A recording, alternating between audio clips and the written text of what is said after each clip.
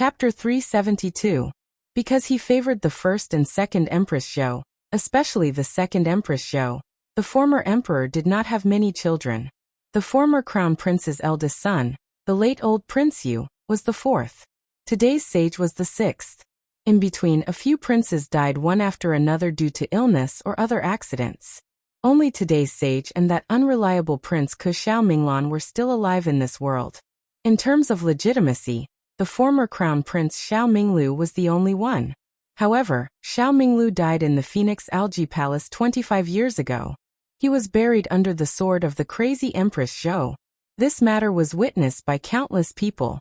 Later, when he was placed in the coffin, today's sage personally inspected the remains before ordering people to close the coffin. With today's sage's scheming mind, there was no possibility of him being able to graft a flower onto a tree. Other than the former crown prince, there were no other legitimate children. Empress Zhou was favored for many years, but only gave birth to a little princess. She was pulled into a fire to accompany her into the netherworld. Then who else could Shui Ran be talking about? Could it be Xiao Minglan? But 20 years ago, when the former emperor passed away and today's sage ascended the throne, Xiao Minglan was only a 6-year-old baby. 4 years later, Shui Hongyi committed suicide by jumping into the river. Shui Ran was at his wit's end. Calculating with his fingers, Xiao Minglan was only 10 years old. Would a 10-year-old child have such unfathomable scheming and terrifying desires to set up such a huge trap in advance? Ningxu did not dare to believe it, and was unwilling to believe it. Although she did not have much contact with Xiao Minglan, she really did not want such a lazy and interesting person to be the enemy they had been searching for.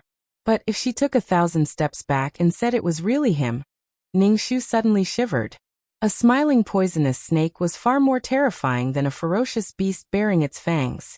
As if sensing the fear in her heart, a hand reached over and covered the back of her hand. Xiahou Qing said softly, "The so-called legitimate does not necessarily refer to the palace coup 25 years ago. The former emperor also has a few brothers who are still alive in this world. For example, Prince Fu of Danzhou, Xiao Yuanli, and esteemed Prince Xiao Yuanchong of Yongzhou. When we get out of here and slowly investigate along this line of thought, the truth will surely come to light. Now, don't let your imagination run wild, and don't scare yourself." A light breeze came from the horizon, and soothed the fear and unease in her heart. Ningxu closed her eyes and exhaled in the darkness. Yes. In the boundless darkness, the two of them maintained their half-hugging posture, their skin touching skin. The surroundings were silent, and only their heartbeats, like two naughty sparrows jumping up and down on the branches, mingled with their inseparable breaths. The moon in the sky seemed to be covered by the clouds. The only ray of light that leaked in through the gap also left reluctantly. Staying in this darkness for a long time without being able to see anything, Ningxu secretly exhaled into her cold palms. Does Shitzi feel scared when you see this kind of darkness every day? Ever since he lost his sight, the people around him were afraid of hurting his self-esteem, so they never dared to start such a topic. This woman's audacity was as great as ever. He, Xiahou Qing, was naturally proud, and was never willing to show the slightest bit of weakness in front of others. But at this moment, feeling her soft palm on his arm, he said, "At first, I was scared. When I was 10 years old, I lost my sense of smell when I was hit by the plum blossom kiss. From then on, I was no longer able to distinguish between the billions of scents in the world. But at that time I was still young, and my heart was higher than the sky. I thought that losing my sense of smell wouldn't hinder me, and that I could still move unhindered in Jiuzhou. After that, at the age of 17, I lost my sense of taste again. From then on, I couldn't taste anything. Sour, sweet, bitter, and spicy, to me, all were just to fill my stomach.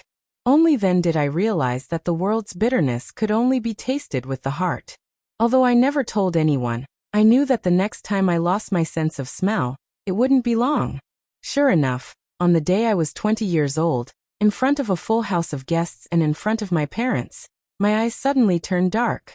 Although I was prepared for that day, when it suddenly came, my heart was still filled with endless disappointment. From then on, there was no difference between day and night to me. Whether it was pleasing to the eye or ugly to the heart, it no longer had any meaning.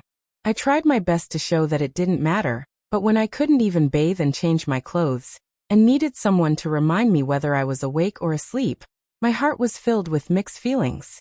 I, Xiaoqing, lived for 20 years, and returned to the time when I was an infant. I was half a good-for-nothing who needed to be cared for by others. It really made people not know whether to laugh or cry. But Laozi once said, "The 5 colors make one blind, the 5 sounds make one deaf, the 5 tastes make one feel good. Galloping in the fields and hunting makes one's heart go crazy. It's hard to come by goods, and it makes one's heart go crazy. It's because the saint is the stomach, not the eyes, and so I went for it." Although this plum blossom kiss was hateful, it brought me one step closer to becoming a saint. It could be considered a blessing in disguise. When he spoke, his tone was calm, and even had a hint of self-mockery. But the more he was like this, the more it made Ningshu's chest feel stuffy and sad. She couldn't help but say, "In the future, I will be with the air. No matter how dark it is, I will be your eyes." Chapter 373. She couldn't help but blurt out those words. Only then did she realize that what she had just said was no different from openly declaring in front of him, "My heart is in love with you, and I hope to grow old with you hand in hand." She was extremely embarrassed and her whole body was in a mess. It was one thing to secretly say something bad behind his back, but it was another thing to say it in front of him. Although face wasn't very useful, it was still good to have it occasionally. I mean, we are originally allies. Now that we have gone through life and death together, we can be considered close friends. Haha, the moonlight tonight is really good. Your Highness, it's late. You should rest a bit more. Your injuries will heal faster. She couldn't be more stiff in changing the topic. He said, "I'll remember." In the unfathomable night, there was a faint smile in his deep voice. "I'll remember what you said just now. If you don't do it or forget, don't blame me for taking you back to Namping Wang's residence and making you copy it 1,000 times. Ningshu. Previously it was 500. Now it's 1,000. Your Highness is really generous." There was even a price increase? This was really Xiaoqing. Xiaoqing. If you think 1,000 isn't enough, 2,000 is also fine. Shizi's kindness. My daughter doesn't have the fortune to enjoy it. In this world, only you can enjoy it. Ningshu's face turned red again. Shizi still has the mood to joke with me. It seems like your injuries are no longer serious. Don't worry. Although my body isn't very good, I won't die in a short time. I'll try to live a bit longer, long enough for you to fulfill your promise. Then is it too late for me to back out now? There is a saying among the people. Once you've boarded a pirate ship, don't think about getting off. Ningshu, it's too late for you. The two of them coincidentally chose this method of bickering, trying their best to dispel the uneasiness in each other's heart in the pitch-black darkness. They also secretly expressed that they cared about each other. The corners of their mouths curved, and their hearts were filled with love, until the two of them leaned against each other and fell into a deep sleep again. When the light returned to the underground palace, it was already the next morning. Ningshu opened her eyes and found that the outer robe was back on her body. Xiaoqing was leaning against the stone wall next to her, and woke up before her. "Your Highness, you're heavily injured and it's cold and damp underground. You should wear this robe first. It's just some superficial wounds. I'm not a woman. I can't catch a cold during confinement. Don't worry, I promised you that I won't die for the time being. Juicy and the others must be thinking of a way to come down. You should put on your clothes properly." She hadn't drunk a drop of water for nearly 16 hours, and after going through so many twists and turns, even if she wasn't injured, she was still somewhat exhausted. She was like an arrow at the end of its flight, let alone Xiaoqing. She knew that he was only pretending to be calm and collected. This wasn't the way to go. Rather than waiting for others to rescue him, it was better to take the initiative. She thought about it, and decided to listen to him. She put on her outer robe and tied it tightly. "There's no water or dry food here. Your Highness, don't move around so as to avoid wasting your strength. Right now the light is good. I'll go to the Shui family's memorial tablet and sword mound to look around, and see if I can find the mechanism." Xia Hoqing nodded and suppressed the cough in his throat. Be careful. Ning Shu lifted the corner of her robe and walked forward. Since the founding of Great Yu 200 years ago, the Xue family had been generals for many generations. They had a total of 9 generations of descendants. Not a single one of their men had not died on the battlefield. Boiling hot blood gushed out of their bodies and splashed over every piece of armor and weapon. As time passed, the blood gradually dried up and turned black, rotting away along with the armors and weapons that their masters had worn when they were alive.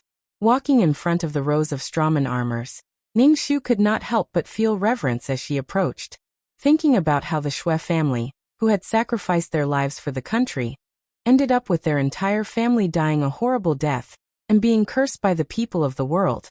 Her emotions became even more complicated. Fortunately, the heroes had died. Otherwise, she would have shed tears. And the Xue family's example could very well be her Ning family's example. No, it couldn't be like this. Even if she exhausted all her strength, she wouldn't let the Ning family follow in the Xue family's footsteps. Ning Shu's fingernails dug deep into her palms to wake herself up. She then took a deep breath and walked to the rows of silent memorial tablets in front of the Xue family. She respectfully bowed. Seniors, if I may be so bold as to offend you. After bowing, she began to investigate. She knocked on the surrounding walls one by one, but the sound was dull and there was no echo. Yesterday's violent earthquake did not collapse a single piece of stone. She thought that the stone walls were made of molten iron and were incomparably sturdy. She took out more than 40 iron swords from the sword tomb and examined them one by one. There was no mechanism underneath. The armor was too heavy to move. Ning Shu tried a few times and could only give up. She focused her attention on the memorial tablets. There were a total of 142 memorial tablets for the 9 generations of the Xue family. Most of them were modeled with paint over the years. Only a few of them were still written clearly. Ning Shu's gaze swept over the memorial tablets one by one. Her gaze suddenly settled on a new memorial tablet in the corner, and her pupils abruptly constricted. Ancestor Xue Hongyi's memorial tablet was erected in the year of Huaiyu in the year of Xian Mao. She turned her head in astonishment and said, I know why in the ancestral tombs above, only Xue Hongyi's memorial tablet has not been cleaned. It's because the one buried there is not her real body. The real Xue Hongyi did not die 21 years ago. She hid somewhere and quietly survived. It was not until 12 years later in the 4th month of the year of Xian Cho that she truly died. Not only that, she also gave birth to a child in these 12 years. Chapter 374. Xia Hoqing leaned against the stone wall and did not respond. She called again, Shitzi? Xia Hoqing still did not move. Her heart tightened. She quickly abandoned the memorial tablet and ran back. She found that Xia Hoqing had already fainted. She touched his forehead and found that it was burning hot. His lips were an abnormal gray color. Oh no! His poison was acting up. No wonder before she woke up, he had already moved to the stone wall to lean against it. It was to not let her find out and not let her worry. He had been holding on. He would rather quietly endure the suffering of the poison than let her know. Xia Hoqing, you really are. Ning Shu knelt on the ground and carefully checked his breath. It was not much stronger than a gossamer thread. It was about to break, but at least it was not broken. Her throat was choked. She tightly gripped the corner of his clothes. Really so annoying. Her vision became blurry again. She did her best to suppress the tears that had yet to come. She said firmly, I won't let you die. Even if the King of Hell and the 10 kings of Hell come to steal you from me, I will take you back from him. With me there is no such thing as death for you. She forcefully bit her lips, her teeth digging deep into her flesh. She used the sharp pain and the smell of blood to help her maintain her calm and clear mind. She walked back to the memorial tablet. There was a cinerary urn under each memorial tablet. Could it be that the mystery was hidden in these cinerary urns? At this moment, she no longer cared about the dead or being struck by lightning. If she really wanted to blame someone, when she entered the underworld, she would personally kowtow to the Xue family's martyrs 1,000 times. But she had to save Xia Hoqing's life. She opened the cinerary urns one by one, and did not find any problems. Then she tried to move the cinerary urns, but there was no movement. No, it was not like this. Or was there a problem with the arrangement of the straw men's armor? It was said that the ancestors of the Shui family had left behind a set of special military strategies for their descendants. However, those who knew about this military strategy were almost all dead. Only Shui Hongyi's child, whose name was unknown, was left alive. That child had spent many years planning today's revenge. Even if he knew, he wouldn't tell her. Ningxu, calm down. Think again. There must be a solution. She was like a tireless spinning top, constantly running around this gloomy and damp tomb. She didn't know when her fingers had been cut by a rusty weapon while she was searching, but she didn't feel it at all. Xiahou Qing's breath was getting weaker and weaker, like a strand of spider silk stretched to its limit, which could break at any time. Ningxu pressed her head against his chest and pleaded softly, Xiahou Qing, hold on a little longer, wait for me. I will definitely think of a way to get you out of here. Just wait for me for a while, just a while, okay? However, the transparent spider silk still broke. Suddenly, her brain exploded with a bloody mist. Her heart felt like it had been cut by a knife, turning into a bloody mess.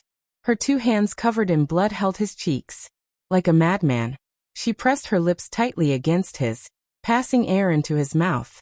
It was like she was using this extremely clumsy method to connect the spider silk. You said that since I had already boarded your pirate ship, I shouldn't think about getting off. You said that you wouldn't die for a while, and you even made me copy 1,000 times as punishment. I haven't even copied a single word. How can you go back on your words? No, I won't allow it. Come back for me. A huge sense of confusion and fear came at her from all directions. It was so fierce that it almost crushed her whole body. After her rebirth, she had been in danger many times, but only this time, she was at a loss and fell into a state of fear. What should she do? Who could tell her? What should she do? 10 kings of hell, black and white impermanence, come out. I'll make a deal with you. How about giving half of my life to him? She kept sucking in fresh air, passing it into his mouth without stopping for a moment. After an unknown amount of time, she felt the tip of his tongue move. Gently, like a small fish, it touched her tongue. In an instant, Ningxu cried. Tears fell under his eyes. As if he was scalded by the tears, Xiahou Qing weakly trembled his thick eyelashes. The tip of his tongue moved again, licking her lips that she had bitten. Ningxu opened her eyes wide and pulled her lips away from his. Why are you crying? His voice was extremely hoarse, but his eyebrows were wrinkled. Ningxu turned her head away to wipe her tears. This lady isn't crying, I'm just hungry. I heard from a story that there were 2 fishermen who went fishing together. Halfway through, they encountered a storm and lost their way. They didn't have any food, so one of the fishermen ate the other until they were rescued. I was wondering if I should eat you to survive. He laughed intermittently. If that's the case, you should eat me. But there's poison on my body. Remember to roast me first before eating me. You really have a problem. Ningxu couldn't stop her tears from rolling out. She hurriedly raised her head to let the tears flow back. In a daze, she suddenly found that the strange protruding stone above her head was faintly aligned with the celestial constellations. She pinched her sleeves and hurriedly wiped away her tears. She raised her head to look carefully, and then her gaze fell on the straw-armored men. I know how to get out. Chapter 375.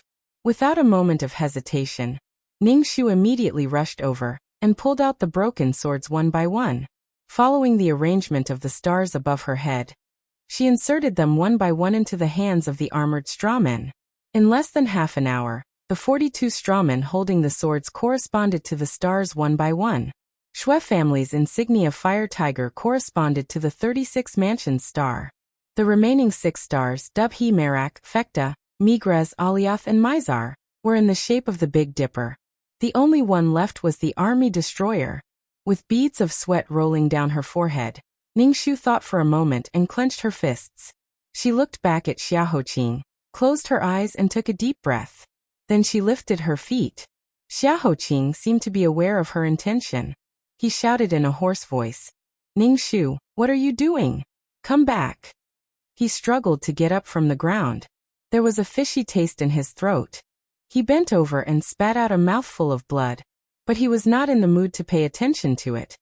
Only the army destroyer is left among the 43 stars. It symbolizes a dangerous situation. You want to replace it? Do you want to die? Because of the anger in his heart, blood flowed out from the corner of his mouth again. He covered his chest and slowed down his voice. He waved his pale hand at her and coaxed. There must be more than one way to get out. Be good and come back to me. I don't feel well. He rarely called her by her name. It was even more rare for him to take the initiative to show his weak side to her. Ningshu's heart ached as if someone had dug out a piece of it. She pulled up the corner of her mouth and smiled. The Big Dipper's handle points to the east. It symbolizes the vitality of spring. I believe that the Shui family has been loyal and benevolent for generations. They will leave us a way out. Don't worry, she said and walked towards the direction of the army destroyer step by step. Until she took the last step, she stood still. When she took the last step, the dome above her suddenly made the sound of a mechanism turning. Xiao, xiao, xiao, xiao. Four swords shot out from the 4 directions at the same time. The target was Ningshu. Her pupils constricted, and she closed her eyes subconsciously. However, the pain she had imagined did not come. She opened her eyes and found that the 4 swords had landed by her feet and sides. If she had dodged out of fear, she would have dodged one of the swords. The other swords would have mercilessly cut through her skin and severed her bones and flesh. Fine beads of sweat fell to the ground and seeped into the soil. Ningshu's face showed a smile of having survived a disaster. When she took a step forward, she realized that her legs were already numb. Which ancestor of the Shui family set up such a tricky test? When she entered the underworld in the future, she had to properly pay respects to this senior. This was simply too cruel. But fortunately she passed. After a short while, the underground palace roars even louder. Just behind the position of the Vanquisher star where Ningshu is standing, a small door suddenly opens in the molten iron wall. It is dark and deep inside the door, but it represents the sweetest rebirth in the world. Ningshu. Xia Hoqing called out worriedly after not hearing her voice for a long time. Ningshu smiled like a flower, and her eyes were full of tenderness. Don't worry, Shitzi. My daughter is the reincarnation of the 9-life cat. She is living well. I will take you out. Without delay, Ningshu bent down and put his good arm around her shoulder. She used all her strength to support him and steady him. Xia Hoqing refused her support. The blood at the corner of his mouth made his face look abnormally fragile, like a piece of glass that could shatter at any time. However, this person made of ice spoke with a serious and cold tone that she had never heard before. You're lucky that you didn't die today. If there's a next time when you make your own decisions without consulting me and risk your life, you don't have to stay by my side. Our alliance can also be cancelled. Ningshu, do you understand? Chapter 376. Ningshu was stunned for a moment. She lowered her head and said, I understand. I promise I won't do it again. Only then did Xia Hoqing relax his furrowed brows and lean his body on her thin shoulder. 2 people and a silhouette walked out of the small door that had been opened. Maybe it was because the path was too long or because the secret passage was too quiet, but a trace of grievance quietly slid into Ningshu's heart. She bit her lips and muttered, I was just anxious to save you. In the dark, he wrapped one arm around her slender white neck and thin shoulder. His other hand was on the stone wall, trying not to be too heavy a burden for her. Feeling the grievance of the little girl beside him and her slightly nasal voice, the ice in his chest melted like water. Turning into a breath that gently brushed past her ear, he tilted his head and softly said, I know, but if you die, my life will have no meaning. Ningshu never knew that she loved to cry so much. She couldn't bear any grievances, and was so easily swayed. A single sentence could make her want to cry countless times today. She was too timid. It was not like her, Ningshu. But she didn't feel that bad. Her body was tired, her eyes were sore, and her heart was full. She knew that this thing was called love. After walking for a long time in the secret passage, the weak light of the torch was almost completely extinguished. Finally, Light poured in from the end of the secret passage. Half of her heart was put down. Ning Shu let out a breath and excitedly sped up. She supported Xiahou Qing up the wooden stairs, and finally arrived at the end of the passage in front of the wooden board. She reached out her hand and lifted the wooden board. Xiahou Qing's ears suddenly moved. His palm pressed down on her shoulder. "Wait, there's a person's voice." But he was still a step too slow. Ning Shu was about to stop, but the wooden board had already been moved by her. The next moment, the wooden plank was kicked away, and a dagger aimed at Ning Shu's forehead flew through the air. Standing on the wooden ladder and supporting Xiahou Qing, Ning Shu had no strength to escape. At the critical moment, Xiahou Qing's arm pressed Ning Shu's head against his chest. His bloody hand hugged her waist and flew out of the secret passage. The sound of a sharp weapon cutting through flesh was heard. Xiahou Qing let out a muffled groan from the bottom of his throat. Holding Ning Shu in his arms, he fell onto the broken seat next to him. Even at the moment before he lost consciousness, he still leaned to the side and protected her in his arms, using him as her shield. She was about to go crazy. She couldn't even bear to get angry at such a person, so how could they dare? Seeing that the attack was successful, the person who had launched the sneak attack immediately retreated. Ning Shu's lips trembled as she took out the broken piece of metal she had taken from the armored strawman. However, through the gap between his arms that were wrapped around the back of her head, she saw a pair of astonished eyes that she could never have imagined. Her eyes trembled violently, and the color of her lips faded. She asked each and every word with bloodthirst. "How could it be you?" The owner of the pair of eyes retreated a few steps in shock, almost falling down in a sorry state. He dodged and turned his face away. This person had a friendly round face, and his eyes were also round. He was known to have a good temper. He would smile at anyone he saw, and would never get angry. This person looked like a young man, but he had the sense of responsibility and manliness that many old and cunning officials lacked. This person had once said to her anxiously and expectantly, "I admire the mountains and rivers. If there comes a day when I'm lucky enough to fulfill my promise with my father and leave the capital, would you be willing to travel with me?" When this person found out that he was the one who had been deceived, he turned around and apologized to her, saying that he had been reckless and had caused such a misunderstanding. He also swore that he would never reveal her secret. This person had once said with incomparable sincerity, "Before you really make a decision, could you please let me continue to admire you? I know this is very presumptuous, but I really can't control my heart. I'll do my best to not cause you any trouble. If I've accidentally caused you any trouble, feel free to tell me. I'll definitely keep my distance." She didn't have any romantic feelings for this person, but in her heart, he was a gentleman who was worth befriending, a friend who was worth being honest with. But it was also this person who had just shattered all the good impressions she had of him, leaving only a detestable face. "Tan Siwei, tell me, why is it you?" She hissed and questioned, her hands desperately trying to cover the bleeding hole in Xiahou Qing's back. Chapter 377. There were tears in Tan Siwei's eyes. His eyes, which were always smiling, were full of shame and embarrassment. "I'm sorry. I didn't know it was you who came out. I'm really sorry. I'll help you up." The moment he reached out his hands, Ning Shu grabbed a handful of cotton from the broken pillow next to her and sprinkled it in his eyes. Tan Siwei was caught off guard and subconsciously covered his eyes. Ning Shu took the opportunity to slip out of Xiahou Qing's arms and floated to him like a snake. She put the broken iron piece in her palm on his neck and said coldly, "This is a remote place. You shouldn't have walked here.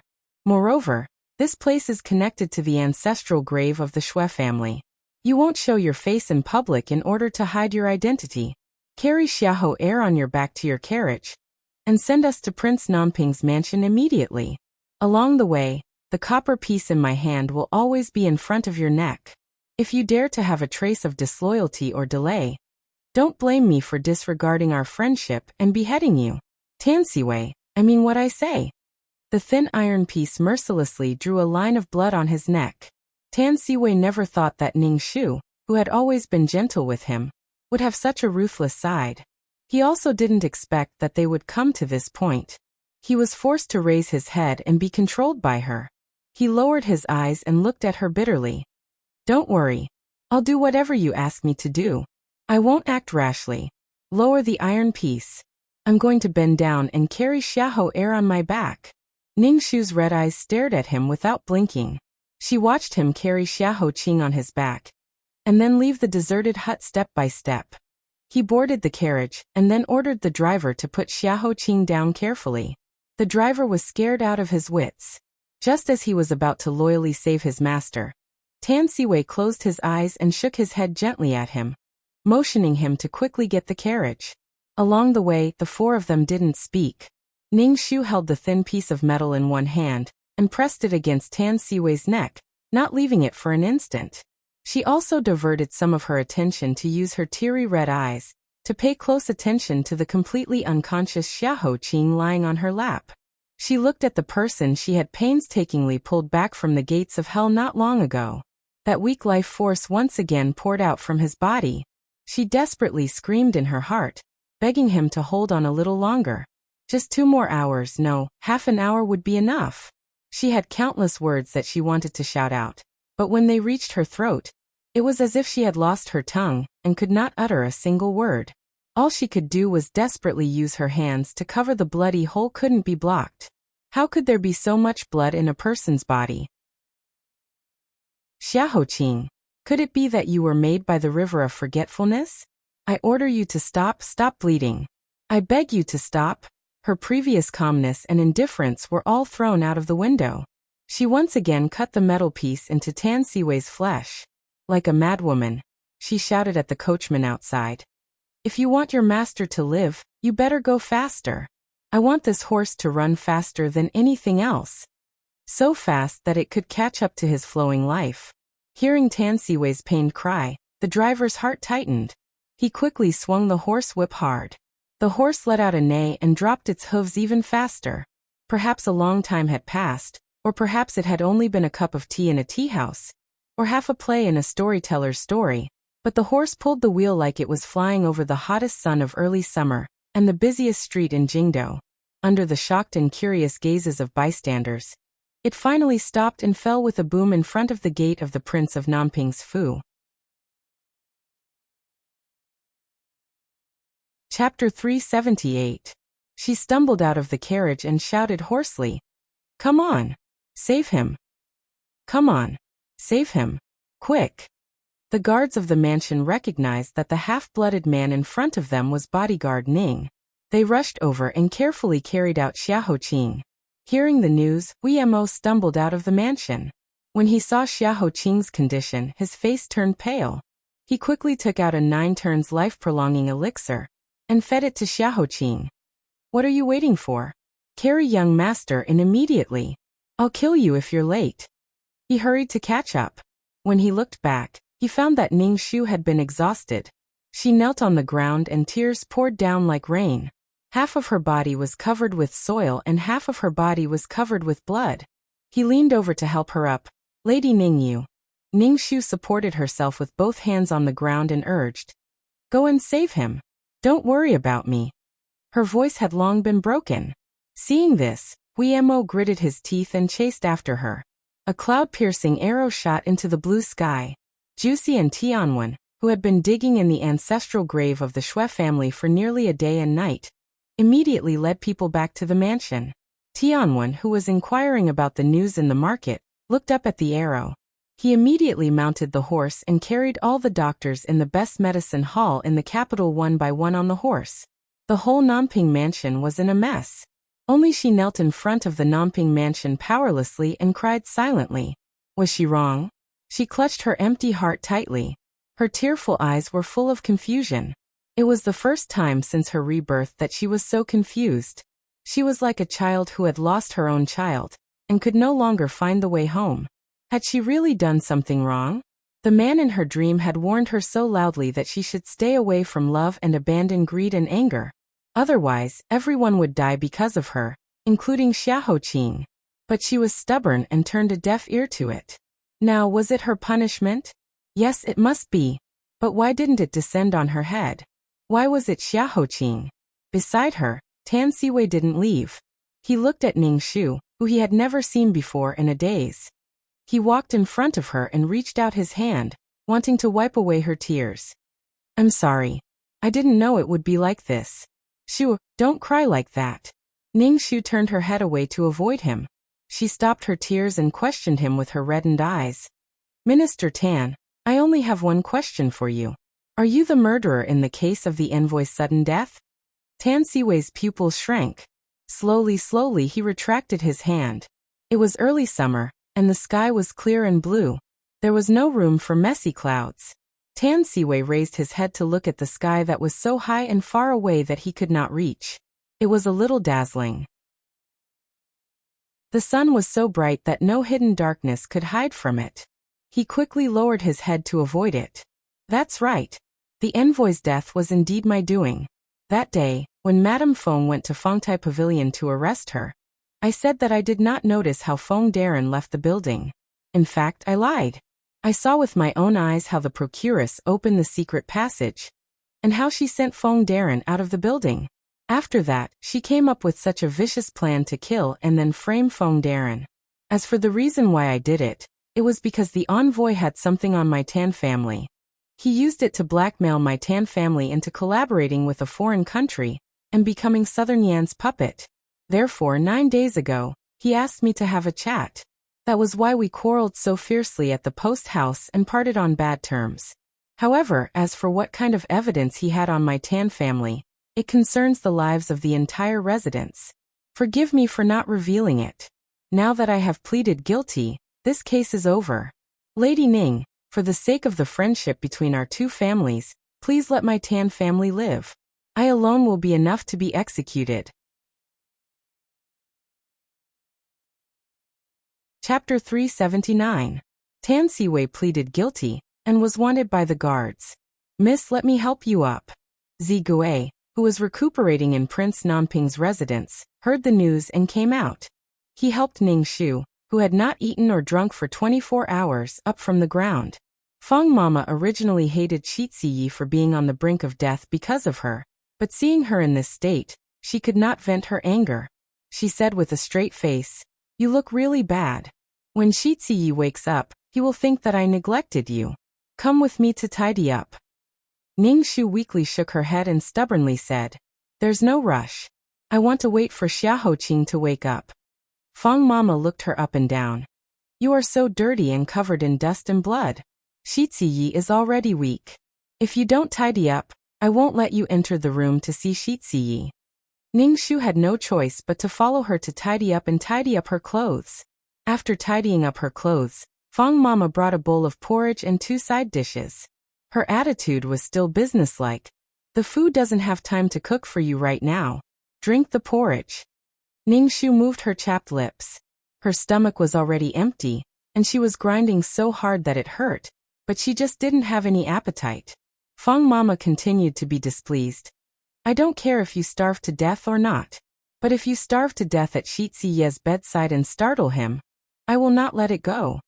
Ning Shu picked up the bowl of warm porridge and absent-mindedly stuffed it into her mouth. Her heart was constantly worried about Xiaohoqing's safety, who was a few doors away. She also thought about the time he put his arm around her waist and held her hand despite knowing the price he had to pay to save her. Her tears made the porridge go into her stomach until the bottom of the bowl was clean. Feng Mama cleaned up the bowls and chopsticks and turned to leave. Ning Shu wiped away the excess tears on her face and whispered, "Thank you, Feng Mama. Thank you for not blaming her, and for being willing to talk to her." Feng Mama snorted, "Don't flatter yourself. If it weren't for the air, I wouldn't care about you." She took the bowl and chopsticks and stepped out of the door. After thinking for a while, she still left a handkerchief for her and said awkwardly, "Hurry up and wipe it clean. Don't drip your tears on the air. It's bad luck." "You're right. Xiaohoqing isn't dead yet. He won't die. You're not allowed to cry anymore. Do you hear me?" After wiping the water off her face, she blinked and took a deep breath. Then, she walked out of the hall and waited. Half an hour later, Huimo came out tiredly. His clothes were all wet as if he had just been fished out of the water. Ning Shu immediately went up to him. "How is he?" Huimo said. This 9 turns life-prolonging pill was obtained after the Crown Prince was hit by the plum blossom kiss. His Royal Highness spent many years of effort to get it from the divine Dr. Lu Bujio. Just in case, he wanted to see if he could save the Crown Prince's life from the hands of the King of Hell. There is only one pill in the whole world. Now that the Crown Prince has taken it, he shouldn't be in danger for the time being. But the Crown Prince has been poisoned for many years. His body is like a sand castle. It looks strong, but in fact it is full of holes. Whether the Crown Prince's life can be saved completely depends on the face of the god. Ningxu nodded and raised the corner of her mouth. The plum blossom kiss didn't kill him. The final secret hasn't been revealed yet. He won't let himself die in such a small matter. That person is very prideful. As if to convince herself, she nodded again. Can I go in and see him? Guillermo said. Of course, but don't touch the Crown Prince's wound. Ningxu made a sound of acknowledgement, and hurried in impatiently. Guillermo hesitated for a moment and said, Has Tan Xiaoqing admitted that he committed the crime? Ningxu gave an affirmative answer. Yes, and he has already told the whole process of his crime. As for imitating Xue Hongyi's crime, he found it when he was sorting out the files of the previous years. He felt that it was quite ruthless. Moreover, the Xue family had a hidden relationship with the envoys, which was quite confusing. And on the night of Li Yi's accident, he was also a bystander. So the plan of framing Li Yi came up spontaneously. It was completely logical. Guillermo nodded and stepped aside to let her in. Chapter 380. Because the 2 serious injuries were on his back, Xiaoqing was carefully propped up on a soft pillow. In the past, he was someone who cared so much about his face that even if there was a crease on his clothes, he would force her to iron it 3 times. He couldn't even see it, and had Nurse Feng supervise her work. Now his hair was messy and hung behind his back and on his face. Ningxu walked over quietly, and bent down to tidy his hair one by one. She laid the cold black satin on the other side of the pillow. She curved her lips and said slowly, Don't worry, I won't laugh at you. You have such a face, no matter what you do you will look good. I won't lie to you. Xiaoqing was sleeping soundly and didn't speak. Ningxu said to herself, You haven't bathed for 2 days. You must be very uncomfortable. Anyway, I have seen most of your body, so I won't be polite with you.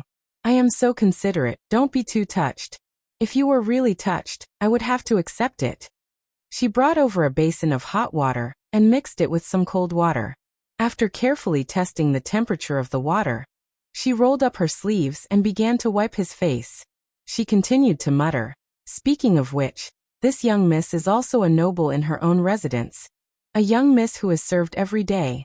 How did I end up serving you every day in your residence? We have to settle this account when we have time.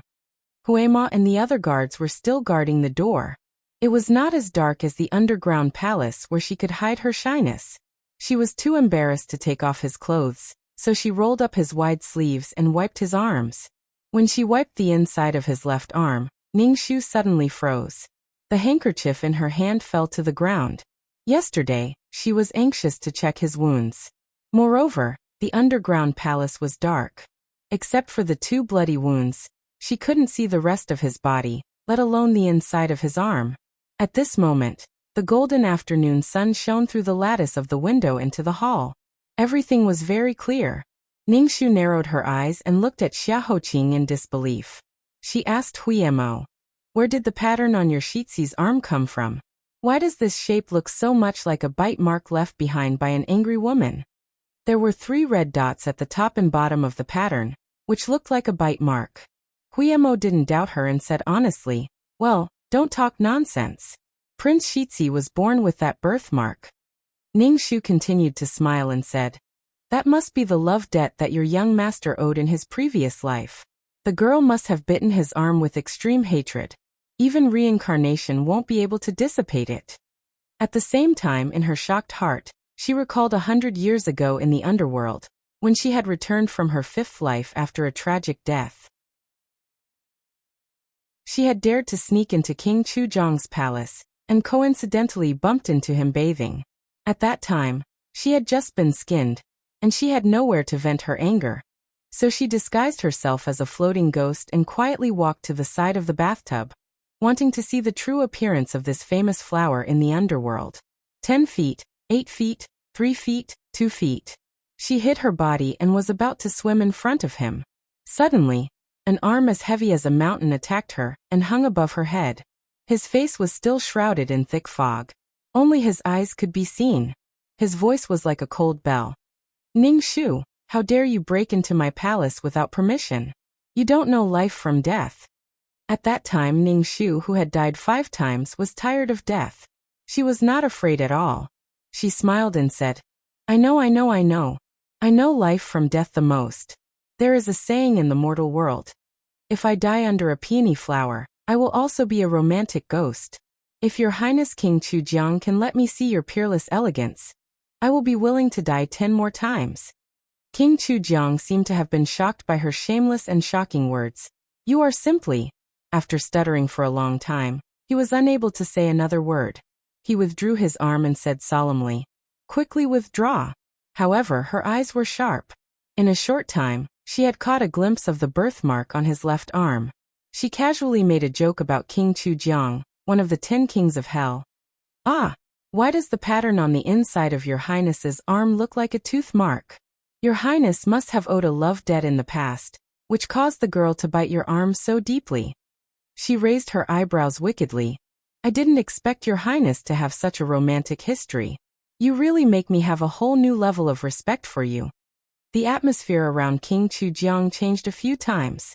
In the end he shouted, Men, seize her. Chapter 381. In those long 300 years, she made him angry again and again, but time and time again he could not bear it anymore. But in the end, he still gently put her down. Later, she became used to teasing him for fun, so that she could dispel the pain of being smashed into pieces every time she was punished by heaven. Later, under the bridge of helplessness, by the river of forgetfulness, he used up 1,000 years of cultivation to send her back to this life, to make up for 100 years of regret. Guillermo stood by the side, looking at her crying, laughing, sighing, and frowning expression with a complicated expression. He directly suspected that she was too emotional, and went crazy. Lady Ning Yu, you don't go crazy, I'm scared, Ning Shu gently exhaled. Don't worry, I'm very sober now. Guillermo's eyes were even more suspicious. Oh, I heard from Tianwen that all crazy people say that they are sober. Ning Shu did not know whether to laugh or cry, too lazy to pay attention to him. She picked up the handkerchief on the ground, went to change it for a new one, and continued to wipe Xiaoqing. Her heart finally confirmed this fact. So he was King Chujiang. That King Chujiang who was mysterious and reserved every day, always had a cold attitude towards her, and was unwilling to say a single word to her, yet had silently accompanied her for 300 years. Many inexplicable emotions, which even she herself found inconceivable, had a source. It was no wonder that when she first met him, her neck had almost been broken by him. However, she had a vague feeling that she wouldn't die, so she decided to steal his jade pendant. No wonder they met by chance and did not have a deep friendship, but she had a trust in him, firmly believing that he would lend a helping hand and form an alliance. No wonder he had to endure her countless times, but he still endured it, because it had already become a habit in the depths of his soul to indulge her. No wonder she had clearly made up her mind to not touch love in this life. But slowly, she still could not help but sink her feet into the mud. No wonder, Ning Shu softly sighed in his ear. You as a ghost, why did you come to the human world to be immortal? You even put yourself in such a sorry state. You're really the most undignified immortal. There's no one like you in novels. If you don't get better soon, you won't be able to raise your head in front of your colleagues from the 10 halls. Why didn't I guess it? Both of you are very similar in personality. Both of you are secretive and serious all day long. Both of you are cold and aloof, like icebergs from beyond the heavens. Both of you attract bees and butterflies wherever you go. In the netherworld, you attract those beautiful female ghosts, and in the human world, you attract young ladies everywhere. In the past, you didn't even let me see your face. All day long, You used a camouflage spell to block my view. I tried my best, but I couldn't get my way. Now that I've seen most of your body, you didn't expect it, did you? When you regain your memories in the future, I'm going to make fun of you. Outside the window, the sun was shining brightly, carrying with it a wisp of cool breeze, shining on the two of them. It was as if two clouds were leisurely strolling on the horizon, coincidentally being blown by the wind of 10,000 li, merging into one place and becoming indistinguishable. She said again, "Wait for me here, I'll go and finish this case first. After 72 hours, I'll come back on time to find you, bringing my favorite lily shortcake. The shortcake is delicious, you'll like it too. When the time comes, you must wake up and eat all of it, otherwise I'll make you restless." After saying that, she put down the handkerchief and got up, leaving him to Huimo.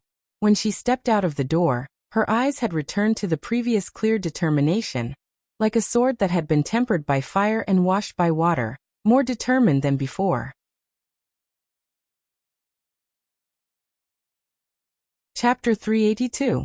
The Vice Minister of the Supreme Court actually surrendered himself, and was imprisoned. The moment this news came out, it immediately shocked the ears of all the officials. When Feng Zheng heard of this, he was so shocked that his old bones almost fell off his armchair, and onto his back. This time he didn't have time to pretend to be weak. He crawled up from the ground and rushed to the imperial palace with unprecedented speed to report this news to His Majesty. Aya, what should I do? My Yu's imperial court is going to be in chaos."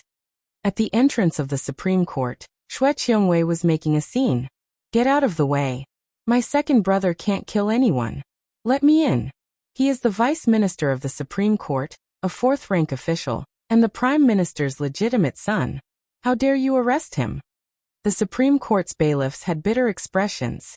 "Miss Qiongwei, we also didn't want to lock Vice Minister up. But Xiaoqing took the initiative to confess, and told us the whole process of the crime in full detail. You also know that this is a serious case. Our heads are hanging on our waistbands. Please be magnanimous and don't make things difficult for us." Xue Qiongwei's voice trembled. He really said that he committed the crime. How could it be false? The bailiff said. If it was someone else who reported it, there would be a possibility of framing him. However, Xiaoqing was the one who admitted to it, and he even told him every detail of the crime. And in order to hide the truth, he almost killed Prince Nanping. Even now, we don't know if His Highness is still alive. Vice Minister had no choice but to confess. What else is there to talk about?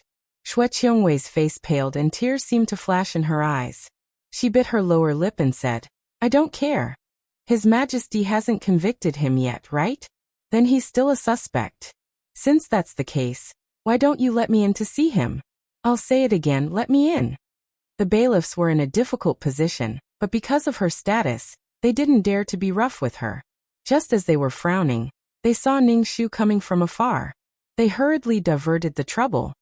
Lady Ning was appointed by His Majesty to investigate this case. Whether or not you can enter depends on Lady Ning's golden mouth. Xue Qiongwei turned her head and met Ning Shu's calm eyes.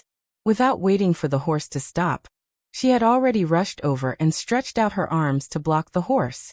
The horse neighed in fright. Fortunately, Ning Shu controlled the horse in time, preventing it from trampling Xue Qiongwei to death on the spot. Xue Qiongwei opened her tightly shut eyes. The previously domineering Miss Biao of the Prime Minister's manor had a rare moment of humility. "Lady Ning, please let me in to see second brother. He must have been bewitched for a moment to spout nonsense. A person like him wouldn't even dare to kill a chicken. How could he possibly kill someone? Let me go in and persuade him. He will definitely tell the truth. Lady Ning, he's your fiancé. You're bound together for good or ill. If he's convicted, you won't get any benefits either." Ning Shu pulled the reins and looked down at her. "Miss Bella, how can you be sure that he's talking nonsense and not telling the truth? Didn't he say it before? On the night of the crime, he stayed overnight in the Supreme Court to check the list of criminals. Both Deputy Minister Zhang and Deputy Minister Xie can testify for him. Why don't you believe him? I know. You must be holding a grudge against me for purposely getting close to second brother, right? I know I was wrong. I apologize to you. I promise I'll stay far away from him in the future. I won't disturb you or be an eyesore. Can't you just help him? Looking at her teary eyes, Ningxu shook her head and said, Bella, you misunderstand. I believe him, so after he spoke, I dispelled my suspicions. But just now, I received news that Deputy Minister Zheng and Deputy Minister Xie personally admitted that at the beginning of the night, they were indeed accompanying Minister Tan to check the list of criminals. However, at night, Minister Tan used the excuse that there was a problem with a portion of the list and needed to go to the warehouse to check it again. Deputy Minister Zheng offered to accompany them, but Minister Tan declined and insisted on going alone. After that, Deputy Zheng and Deputy Xie were tired from working and took a nap on their desks. When they woke up around 3 in the morning, Deputy Xie asked when he would be back. Deputy Tan said around 3 in the morning, so the two believed him. However, was that really the case? During this period of time, he was completely alone. Who would know if he was really working in the warehouse or deliberately sending people away? His alibi isn't enough to convince the public.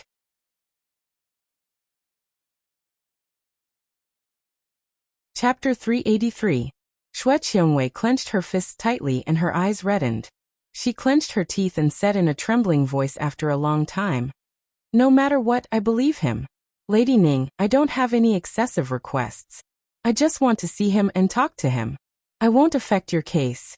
As long as he tells me personally that he was the one who committed this crime, I won't say anything else.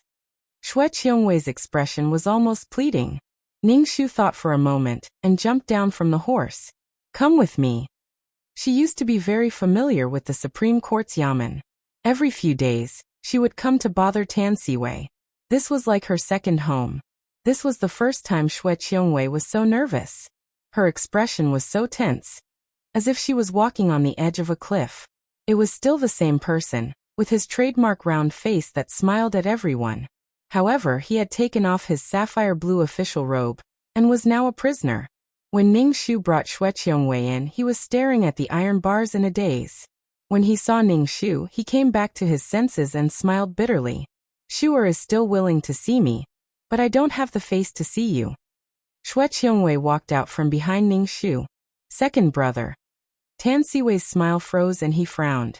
Qiongwei, what are you doing here? This case has nothing to do with you, and it has nothing to do with the Prime Minister's residence. Go back immediately. Xue Qiongwei ran over with a sobbing voice and said, Second brother, tell me quickly. You didn't commit this crime at all, and you didn't kill that person. Tell me everything. Tan Siwei's face was ashen. You have to make a lot of decisions in life. Some are right and some are wrong. But no matter what, you have to bear the consequences of your decisions. Whether it's you, big brother, father, or mother, it has nothing to do with you. Qiongwei, go back and tell them that I'll bear the consequences of my own mistakes. Don't interfere. Let this case end with me. But, no buts. Tan Siwei interrupted her. I know you're protecting me and don't want to believe that I'm such a vicious person, but that's the truth. 9 days ago, the envoy publicly offended me and even said that if I didn't want to become his lackey and be ordered around by him, he would destroy the entire Tan clan. Ever since that incident, I harbored a grudge in my heart. For the sake of the Tan family, as well as for my own career, I secretly planned this case. The first reason was to silence him, and the second reason was to vent my anger. After the case broke out, I even pretended to be righteous in Funing Palace, and offered to help Lady Ning solve the case. Actually, it was all part of my scheme. I wanted to know the progress of Lady Ning's investigation, and what evidence she had. Then, I secretly tampered with it and tried my best to cover up my crimes. Bella, I'm actually a vicious and merciless person deep down in my bones. It's just that I've always pretended to be a modest, noble, and proud gentleman in the past, deceiving all of you. The real me is so hypocritical. Now, I've also harmed the heir of the Duke of Nanping. The matter has been exposed, and I can't cover it up anymore.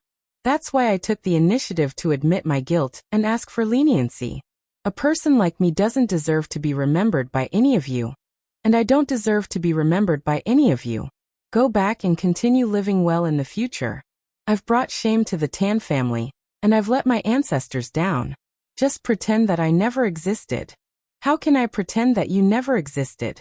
You're the second brother who grew up with me. There were so many nights when I secretly hid in bed and cried. It was always you who held my hand and comforted me, saying, Bella, don't be afraid and don't be lonely. With your second brother here, the Prime Minister's residence will be your home in the future. Tears streamed down her face as she held his hand tightly. Her eyes were filled with countless emotions that couldn't be separated. Without you, how can I live on? Tan Siwei sighed softly. You remember how I comforted you. But you forgot that the reason you cried was because the Prime Minister's residence treated you too poorly.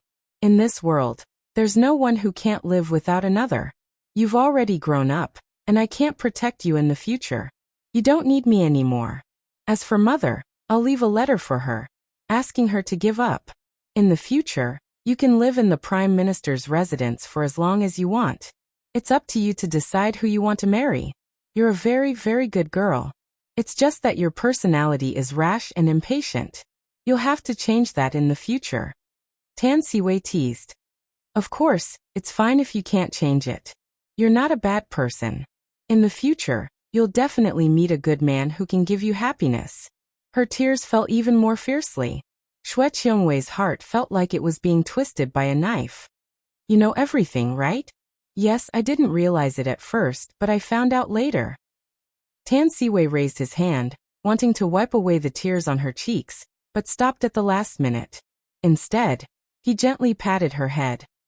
When you were 5 years old, Uncle and Aunt passed away in an accident. Father brought you into the residence. You were only a little bit tall, and in the blink of an eye, you've already grown so big. I'm a wooden person, and sometimes I can't react in time. I still habitually treat you as the little girl from back then. My body language caused you to misunderstand a lot. It wasn't until a few days ago when you targeted Shu, or that I realized it was all my fault. I also thought about it later. Actually, you don't really have romantic feelings for me. It's more like you're attached to your family when you're isolated and helpless. We were really close when we were young. Now it's time to say goodbye. Go, don't cry. It's not worth it for me.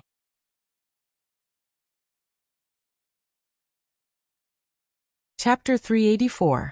Driven away by Tan Siwei resolutely, Xue Qiongwei left in tears.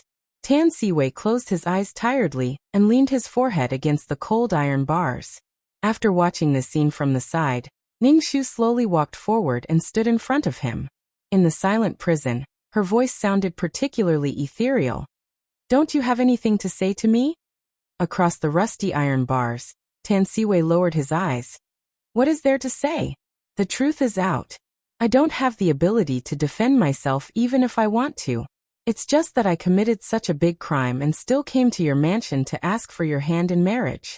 I want to drag you down with me. I'm sorry. Don't worry, before I'm beheaded, I'll give you the annulment of our marriage. As for the reputation that I've implicated you, I'll apologize to you when I go to hell. Has the truth really come to light? Ning Shu took another step closer, and her eyes were only inches away from his evasive gaze. Or are you trying to hide something? So far, you've been able to explain most of the links, but don't forget that there are still many doubts. I couldn't control my emotions before, but it doesn't mean that I didn't notice it. Now please answer me. First, what's your relationship with the Xue family? Why did you appear in that hut today? Second, when Xiaohou and I came out of the secret passage, there was another person in the hut besides you. Who was that person? Third, if the case was really done by you that night, after you led Zhou Xiang into the building as a scapegoat, you should have seen him leave. Then, how did you leave from the Fong-seeking platform? Who locked the door for you? Tan Siwei took a deep breath and returned to the center of the cage. He lifted the hem of his robe and sat on the ground. Now I have nothing to hide from you. First question. I have no relationship with the Xue family. I just happen to have insight into the past of her family from the old case file. By chance, I learned the secret of her family's ancestral tomb, which was hidden in the hut where Madame Xue lived before her death. After learning that you went missing in the Xue family's ancestral tomb, I was a little hesitant about whether or not I should block this secret passage and prevent you from reappearing after 5 days. The case of the envoy will be smoothly pushed to Zhou according to my plan, and the case will end there. It's just that I didn't expect that you would come out so coincidentally just as I arrived. The second question. The man who left was my personal servant. He had some skills. In a moment of desperation, he attacked Xiaho. I was afraid that his life would be in danger, so I ordered him to leave quickly. The third question. You should have guessed the answer. It's Su. The identity of the Vice-Chancellor of the Supreme Court is too convenient. This means that as long as I want to investigate, there's nothing that I can't find out. Moreover, it's perfectly justifiable. No one will suspect me. Just like what I did before, I easily fooled you. Tan Siwei chuckled softly. A strand of hair on his forehead quivered. So, I successfully caught Susu's weakness. She is a descendant of the Shui family. I used this to coerce and bribe her to help me. In addition to my identity as an official of the imperial court, she naturally wouldn't refuse my request. I didn't tell her that I framed Zhou Xiang. I only asked her to do two things. The first was to deliberately make the envoy unhappy after drugging him, and make him leave the room alone. The second was to wait for me to leave the Xuanfeng terrace after I finished the crime and lock the door for me. Her previous confession was taught by me, and her alibi was also carefully designed by me for her. During the period from the Z hour to the Chou hour, there was indeed a maidservant in her room to testify for her. After Zhou Xiang escaped, I hurriedly left at the Chou hour. She waited for a moment, and when the maidservant was asleep, she quietly locked the door, perfectly avoiding suspicion of the crime. If it weren't for me, how could a brothel girl like her obtain something like the 10 fragrant tendons powder? Ning Shu frowned. She still didn't understand. Why did you insist on locking the door of the secret passage? If you let it open, wouldn't it be more believable that Zhou Xiang committed the crime and escaped? The corner of Tan Siwei's mouth twitched. He boasted shamelessly. Because of my remaining hypocrisy. My original intention was that no one would be able to find out, and I would directly throw the suspicion on the dead Shui Hongyi. That way, everyone would be happy. If Shui Hongyi as a shield wasn't useful, then I would have to wrong Brother Zhou. I have done my best for him. Unfortunately, God wants him to die. It's not my fault.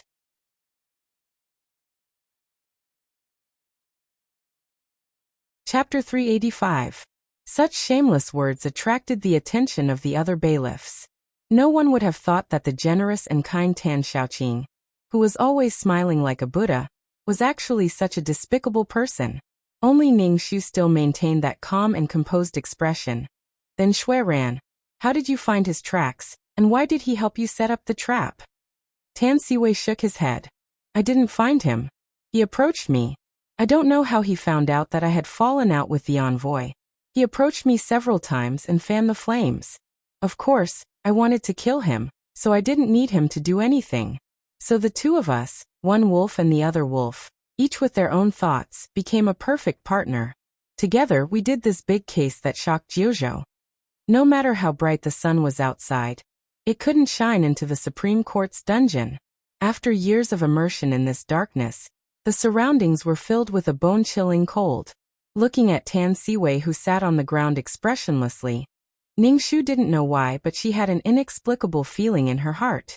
Tan Siwei had clearly matched every detail of the case, but her intuition told her that the truth was not so simple. Tan Siwei was still hiding something from her. There must be more, she said. Xiaoqing always says that you're not an official material, but I think you're too modest. Xiaoqing's logic is tight and his thinking is better than others.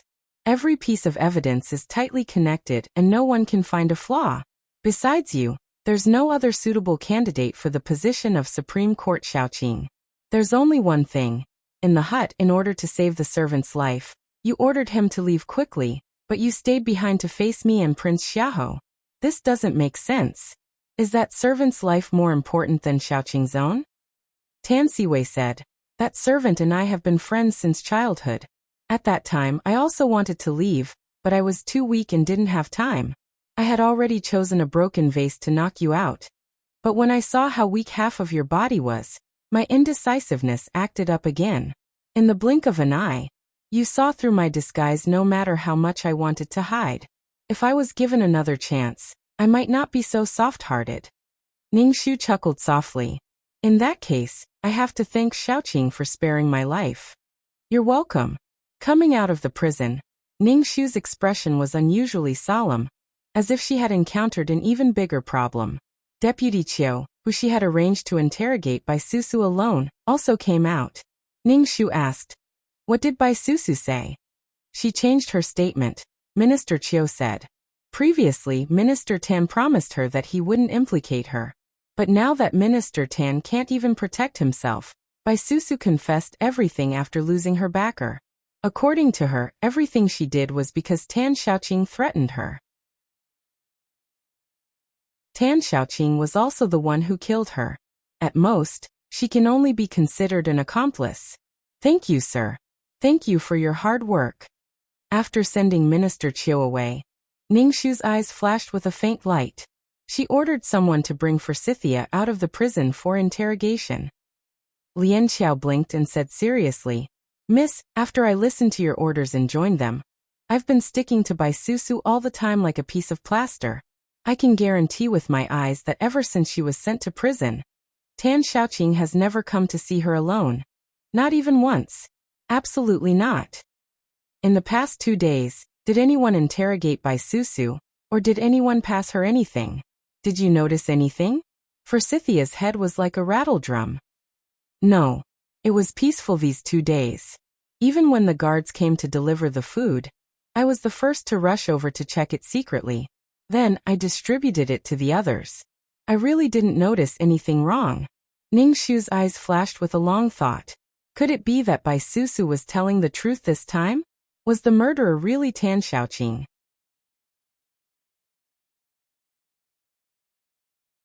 Chapter 386. It was the beginning of summer in the capital. A sudden gust of wind blew through the capital, bringing with it a patch of dark clouds. The wind and clouds stirred with each other. Not long after, it began to rain. Separated by the fine, needle-like curtain of rain, everything in the world seemed to be covered in a layer of illusion. In that illusion, the head eunuch, Zhao Bin, walked into the Supreme Court with an imperial edict, announcing that Tan Siwei would enter the Golden Imperial Hall for trial. Wearing heavy shackles, Tan Siwei stepped through the threshold of the Supreme Court. He slowly turned his head and looked at the words "Justice and Justice" that Emperor Gaozu had inscribed on the screen wall. A self-mocking smile appeared on his face. He then turned his head and walked further and further away, finally going in the opposite direction. In the heavy rain, Madame Tan braved the rain to arrive. Before the carriage had even stopped, she hurriedly jumped down. More than 20 years ago, before Madame Tan had been married, she had been a famous talented woman in the capital. She was gentle and well-mannered, and after marrying into the Tan family, she was even more graceful and proper. Everyone in the circle of noble women in the capital praised her for being gentle and virtuous. No one had ever seen her lose her temper, and no one had ever heard her speak loudly. She was always so kind and gentle. However, this exemplary wife and loving mother was now like an angry lioness. She bared her teeth and extended her claws, recklessly standing in front of Tan Siwei. Tan Sixian anxiously chased after her, holding an umbrella. She wanted to persuade her, but Madame Tan couldn't do anything. In the heavy rain, she glared hatefully at Zhao Bin. She glared at these enemies from the inner palace who were trying to steal her son. She angrily said, "Who dares to take my son away?" Zhao Bin held the yellow handkerchief in his hand and said in a sharp voice, "Prime Minister, this is an imperial edict from His Majesty, ordering the second young master to immediately enter the palace for trial. Look, the imperial edict is still here. You must watch carefully. If you dare to do anything that goes against His Majesty's orders, even the Prime Minister's golden signboard will collapse one day. I advise you to think twice before you act, lest you fail to protect your son and instead become a death sentence." "My son isn't the murderer. Why are you arresting him? I don't have time to chat with you about this. Whether he is guilty or not depends on whether he admits it or not, and whether His Majesty believes it or not. How can a woman like you interfere?"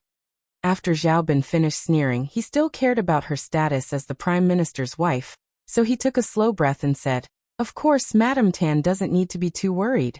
Right now, she's only going to the palace to listen to the trial, and she hasn't been directly convicted yet.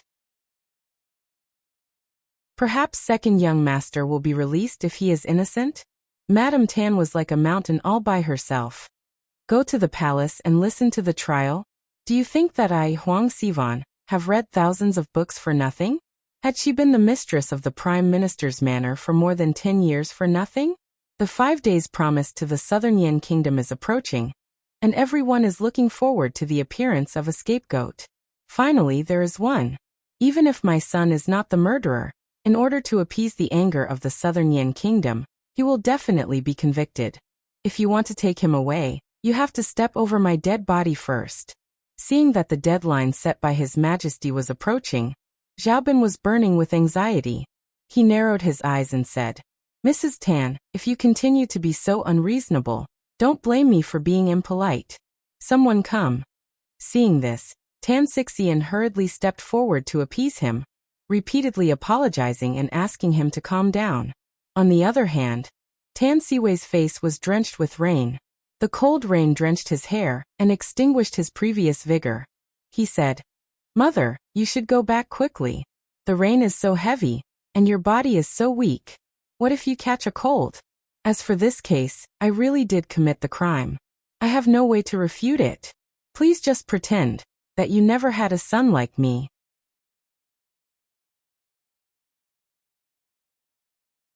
Chapter 387. Madame Tan shook her head in resistance. Her voice was full of sobs. Where, my silly child? Why did you confess? You must have your own difficulties, right? Tell them quickly. Tell them that you were coerced. You're not the murderer. Tan Siwei's eyes reddened. He looked away speechless. Madame Tan suddenly had an epiphany. I know. Are you doing this for me? Her lips trembled violently. I get it. My silly child, you're really. Mother will go to the palace with you. I'm going to tell them everything. The murderer is definitely not you, but, just as Madame Tan was about to blurt out, Tan Siwei roared and interrupted her. Mother, do you want me to die here right now? He resolutely closed his eyes and pried Madame Tan's hands off him one by one. He took the initiative to walk toward Xiaobin. There's no such thing as coercion, and there's no unspeakable reason. I killed him, so I killed him. The sins that I've committed with my blood will be repaid with my blood. If you still want me to live for a moment longer, then go back immediately. Don't care about anything, don't say anything. In the future, please treat Xiongwei as your own daughter. Take good care of elder brother and father. The family will be harmonious and happy, just like when I was here. Siwei, come back. Don't go, you can't go.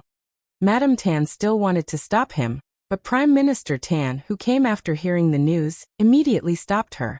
He hugged Madame Tan tightly in his arms, his eyes red. Sivan, you can't go against the Emperor's orders. My child. Madame Tan watched as Tan Siwei was taken into the carriage. The horse galloped in the rain, sending him in the direction of the palace. He was on a path of no return. She collapsed on the ground. After a long time, she struggled out of Prime Minister Tan's arms and laughed inexplicably. There were tears in her laughter. Is this retribution? It's retribution, right? The sins that I've committed back then have finally come back to haunt me. But, why don't you just punish me directly? Mother. Seeing her like this, Tan Xixian's eyes were filled with worry and sympathy. He pulled up the hem of his shirt that had become heavy from the rain, and hurriedly ran towards Mrs. Tan to hold an umbrella for her. However, Madame Tan slapped his hand away. In the heavy rain, she said, You've been wanting to see my retribution all these years, haven't you? Now that retribution has come, are you happy?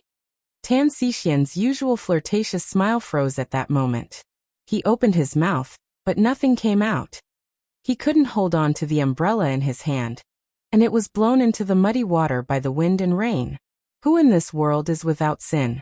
Greed, deceit, stupidity, murder, theft, lust, lies, two tongues, evil mouth, beautiful words. Every single one of us here is a sinner. None of us are good people. Evil people, let us rely on each other for survival. Mrs. Tan was still smiling. She staggered a few steps before her legs gave way. and she fell beside Ningshu's feet. "Mrs. Tan." Ningshu hurriedly helped her up, and found that she had already fainted. She looked up at the Prime Minister and Tan Xixian who were surrounding her in shock. The rain had become heavier at some point, making the illusion in front of her even more blurry and heavy. "Miss, do you mean that he's another Zhou Xiang?" For the sake of Li Yi in his heart, he didn't hesitate to lose his reputation and be cursed by thousands of people, and was willing to bear such a heavy crime? Forsythia frowned and widened her eyes. Ningshu rubbed her sore eyebrows. "This is my current guess." Forsythia was puzzled, but the witnesses and evidence clearly point to Tan Xiaoqing. Do we have to believe them just based on Mrs. Tan's words of protection? They're mother and son, so they'll definitely try their best to get rid of suspicion for him, so her words may not be trustworthy. Besides, other than those vague words, we can't get any useful information at all. There is one. Ningshu relaxed her eyebrows and nodded with certainty. The Tan family is hiding a big secret, and this secret involves many people.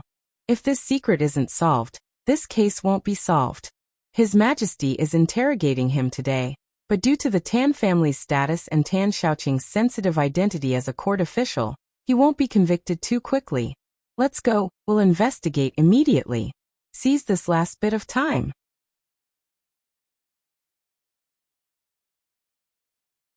Chapter 388. Where are we going to find the secret of the Tan family? Forsythia trotted behind Ningshu, and felt that it was very tricky. Prime Minister Tan would never tell us. Otherwise, the current situation wouldn't have developed. Ningshu led the horse out. After a moment of contemplation, she made a decision. Let's go to the thatched hut first. Since the case is more and more closely related to the Xue family, let's go back more than 20 years and see what happened back then. After a rainstorm, the sky gradually cleared up. The horse's hooves splashed through half of the capital and rushed out of the city again. Pushing open the rotten wooden door, Ningshu slowed down this time, and carefully looked at the furnishings of the thatched hut. There were two dense small gardens in the courtyard. One garden was densely packed with thin bamboo, and the other garden was lush with willow trees. Although the willow trees were barren and overgrown with weeds, she could still vaguely tell from the broken branches and flowers that this used to be a small flower bed. There were also a few small stone benches set up by the flower bed. Walking along the cobblestone path, she could see the main door of the thatched hut. The furnishings in the thatched hut were simple. Whether it was the windows, the wooden door, the wardrobe, or the bed frame, they were all made of the cheapest pine wood. But even though it was cheap, there was always a little hidden meaning in the inconspicuous places of the house, such as the small clay vase on the small table, the half-broken window flower pasted on the window, or the guqin lying quietly under the window. It was not difficult to see that the former owner of this house was an elegant person who knew how to have fun. There was still a drop of dried blood left on the couch, which was left there by Xiaoqing a few hours ago. Her heart ached again. Ningshu closed her eyes and forced herself not to think about that matter anymore. She focused on what was in front of her. She glanced around and stretched out her hand to wipe the table. This place is old. But have you noticed that there is not much dust? The things in the house are also neatly arranged. Someone must have come here every once in a while to clean up. The decoration of the house is simple but not shabby. Many small details are ingenious, such as the stone benches in the flower bed outside, the window flowers, and the small vase. It shows that this house once had a very qualified mistress. There are a few baby toys like rattles on the bedside table. She should have a child. Then Ningshu opened the wardrobe and frowned. Most of the clothes in the wardrobe are women's clothes, mainly made of coarse cloth. There are 2 or 3 infant clothes, but there aren't many, and the biggest one is only half a year old. Where did her child go? She continued to read. There are also a few sets of adult men's clothes. However, the aura of men living here is not strong. Although there are 2 sets of bowls and chopsticks, one of the bowls has been used for a long time and has 2 or 3 small cracks. The other set is not damaged. The same goes for the wooden chopsticks. One pair is old, and the other pair is new. Forsythia, what did you find? I've searched through everything I could find, but I didn't find any tokens or letters that could prove my identity. There wasn't even a handwriting. I can only say that the previous owner of this place was too good at hiding his identity. He must have done it on purpose. Ah.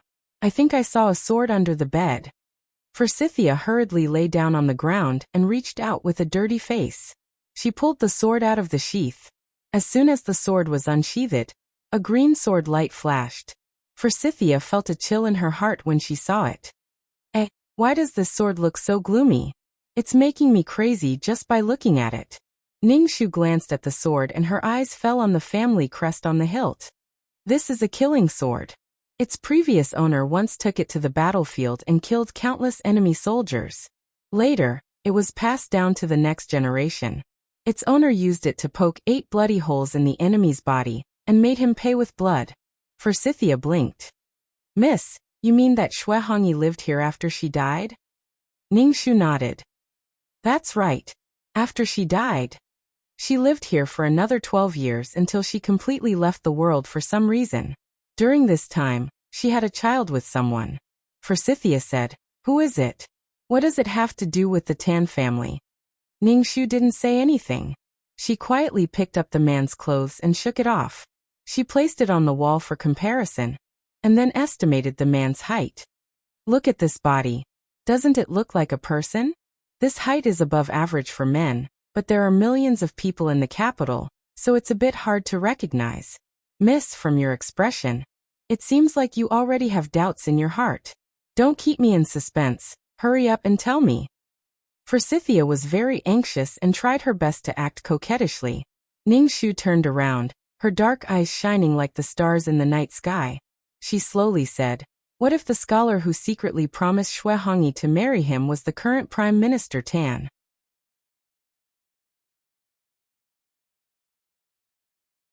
Chapter 389. What? Miss, this is not a joke. Hearing Ningshu's shocking speculation, Forsythia was so scared that she stuttered. In this court, anyone could be smeared, except for Prime Minister Tan. His reputation was too good, and his character was too good. Not only was he loved by the people, even the emperor relied on him. Take the drought in Hanjiang Prefecture for example. The people did not have enough to eat, and there were starving people on the road. It was like purgatory on earth. The relief funds disappeared mysteriously, and riots broke out. The emperor and the court officials were helpless.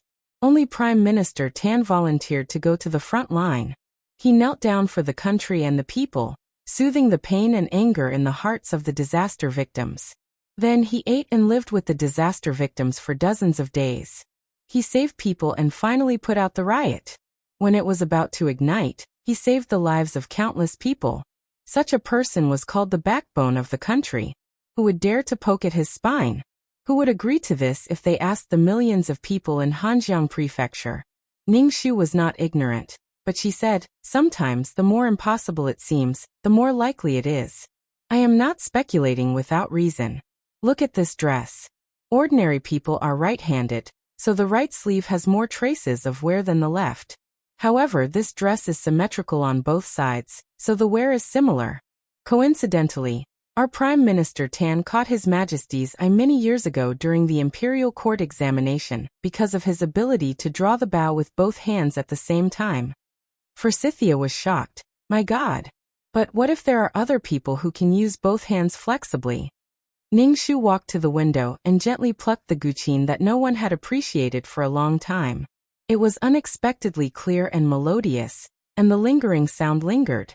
Closely related to this case, being protected by Tan Siwei in every way possible, the age must match, and the hands must be dexterous.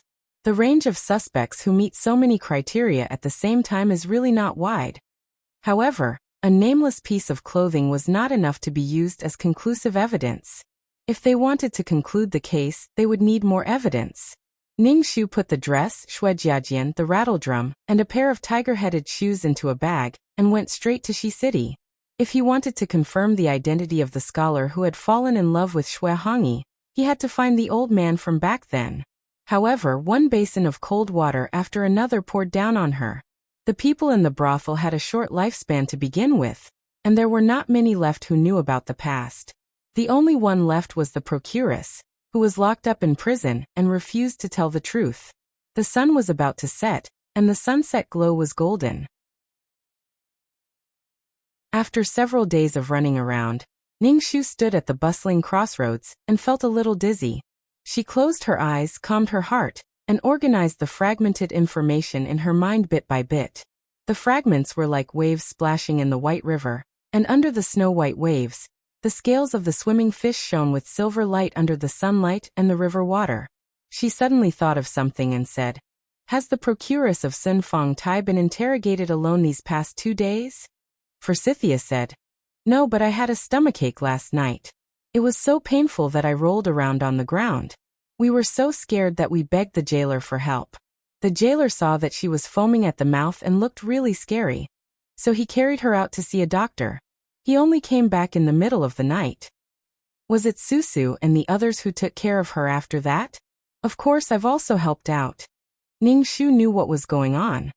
"I know how Tan Siwei passed the message to Bai Susu and discussed the details. Tan Siwei's acting was too good.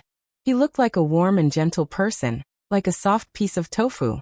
He was not aggressive at all, but this time, his acting was so good that he almost fooled her with one trick after another. Tan Xiaoqing, you used me to send yourself to the executioner's knife. Do you want me to regret it for the rest of my life?" Forsythia couldn't wait to ask, "What about the murderer? Who is the murderer?" Ningxu's eyes flashed. "I have a guess, but I don't have any evidence. It's just a guess. Forsythia, I need to trouble you with something. Go to a place for me and ask about something." "Miss, I've become fat from lying in prison. Tell me, I'll go to any place."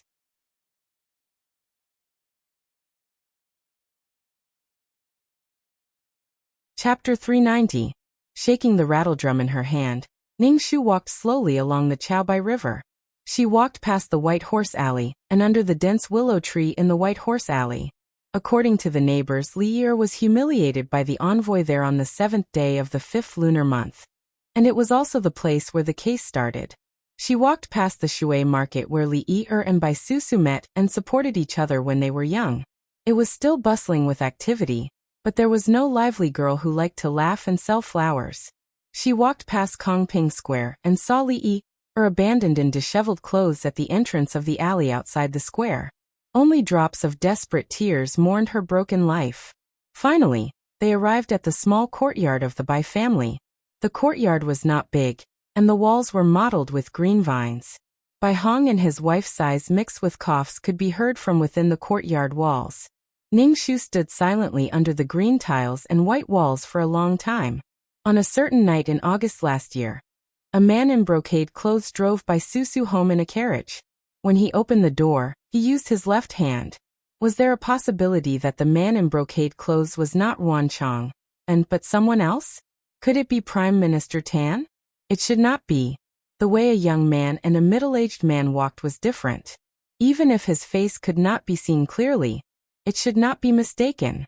But how could it be so coincidental that there were two people who were accustomed to using their left hand? Also, Li Yi was humiliated in the White Horse Alley and taken away by the Tan family's carriage. Why was she still disheveled when she was found by the neighbors the next morning? This was not in line with Tan Siwei's character. Or perhaps, the man that night was not him at all? Or had she been guessing in the wrong direction all this time? What happened that night was not what they imagined at all. If only Xiaoqing was by her side. That person was a man of few words, but he would always be able to find an alternative path for her when she was stuck in a deadlock in her thoughts. Xiaoqing, Xiaoqing.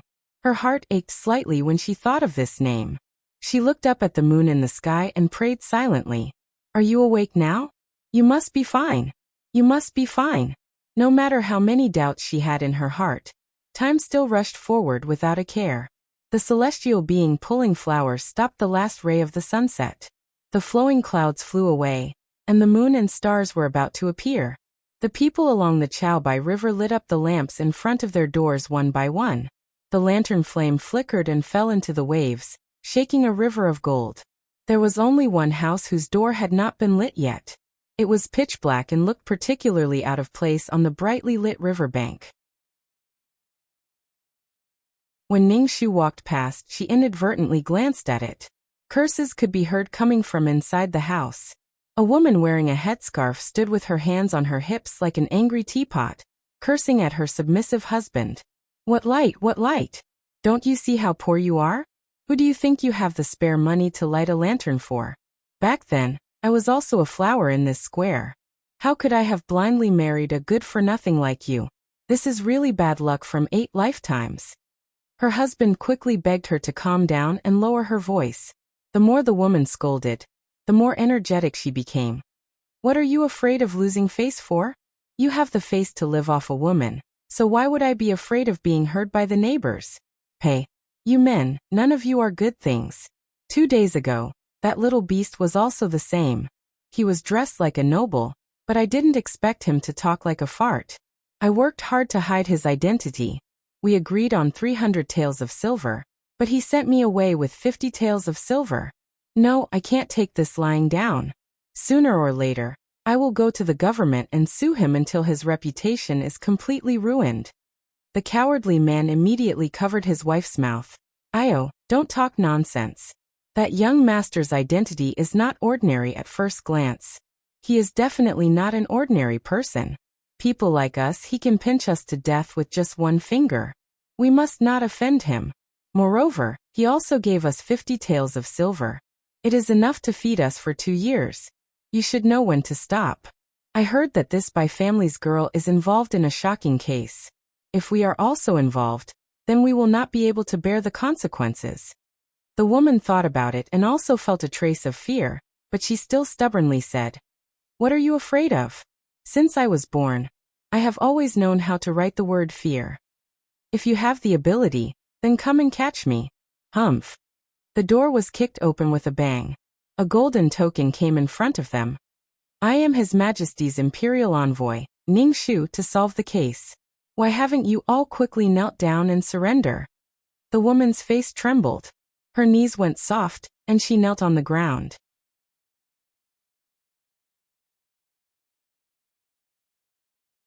Chapter 391. Under the dense moonlight, Ning Shu cast a long shadow under her feet. She held the golden order in her hand, looking imposing. Amused, she looked at the woman who was kneeling on the ground and shaking like a sieve. She coldly said, Do you know how serious the punishment is for falsifying a confession and delaying a case? The lightest punishment is 50 slaps and a fine of 20. The heaviest punishment is 100 beatings and 5 years of exile. The heaviest punishment is that you are an accomplice of the criminal and should be sentenced to death. It seems that this auntie's life is very tough. You don't know how to write the word fear. Then, how many strokes does the word death have? Do you want me to teach you on behalf of His Majesty? When the woman heard this, her face immediately turned gloomy. She regretted her actions and said, No need. This commoner knows how to write the word fear. I know it very well. Just now, this commoner was brainless and boasted shamelessly, offending the Imperial Envoy. I beg the Imperial Envoy to give this commoner a way out. Please don't arrest me. I beg you, this commoner will slap myself. Ning Shu sneered. You want to avoid prison with a few slaps? You're dreaming. When you accepted bribes and concealed the truth, did you not expect this day to come? This commoner was only momentarily blinded by the money. The Imperial Envoy doesn't know that this commoner has suffered. The woman cried and pretended to be pitiful. Money, I will take out 50 taels of silver without missing a single tael. Also, I will tell you what I saw that night without missing a single word. I beg you to give this commoner another chance. This commoner swears that if I dare to conceal anything and deceive the Imperial Envoy again, this commoner's family will die a horrible death. Ning Shu crossed her arms in front of her chest and calmly watched her act. Then tell me, if what you say satisfies me, perhaps this Imperial Envoy can consider it. Good. Imperial Envoy, please sit down. This commoner will tell you. My family lives diagonally across from the Bai family.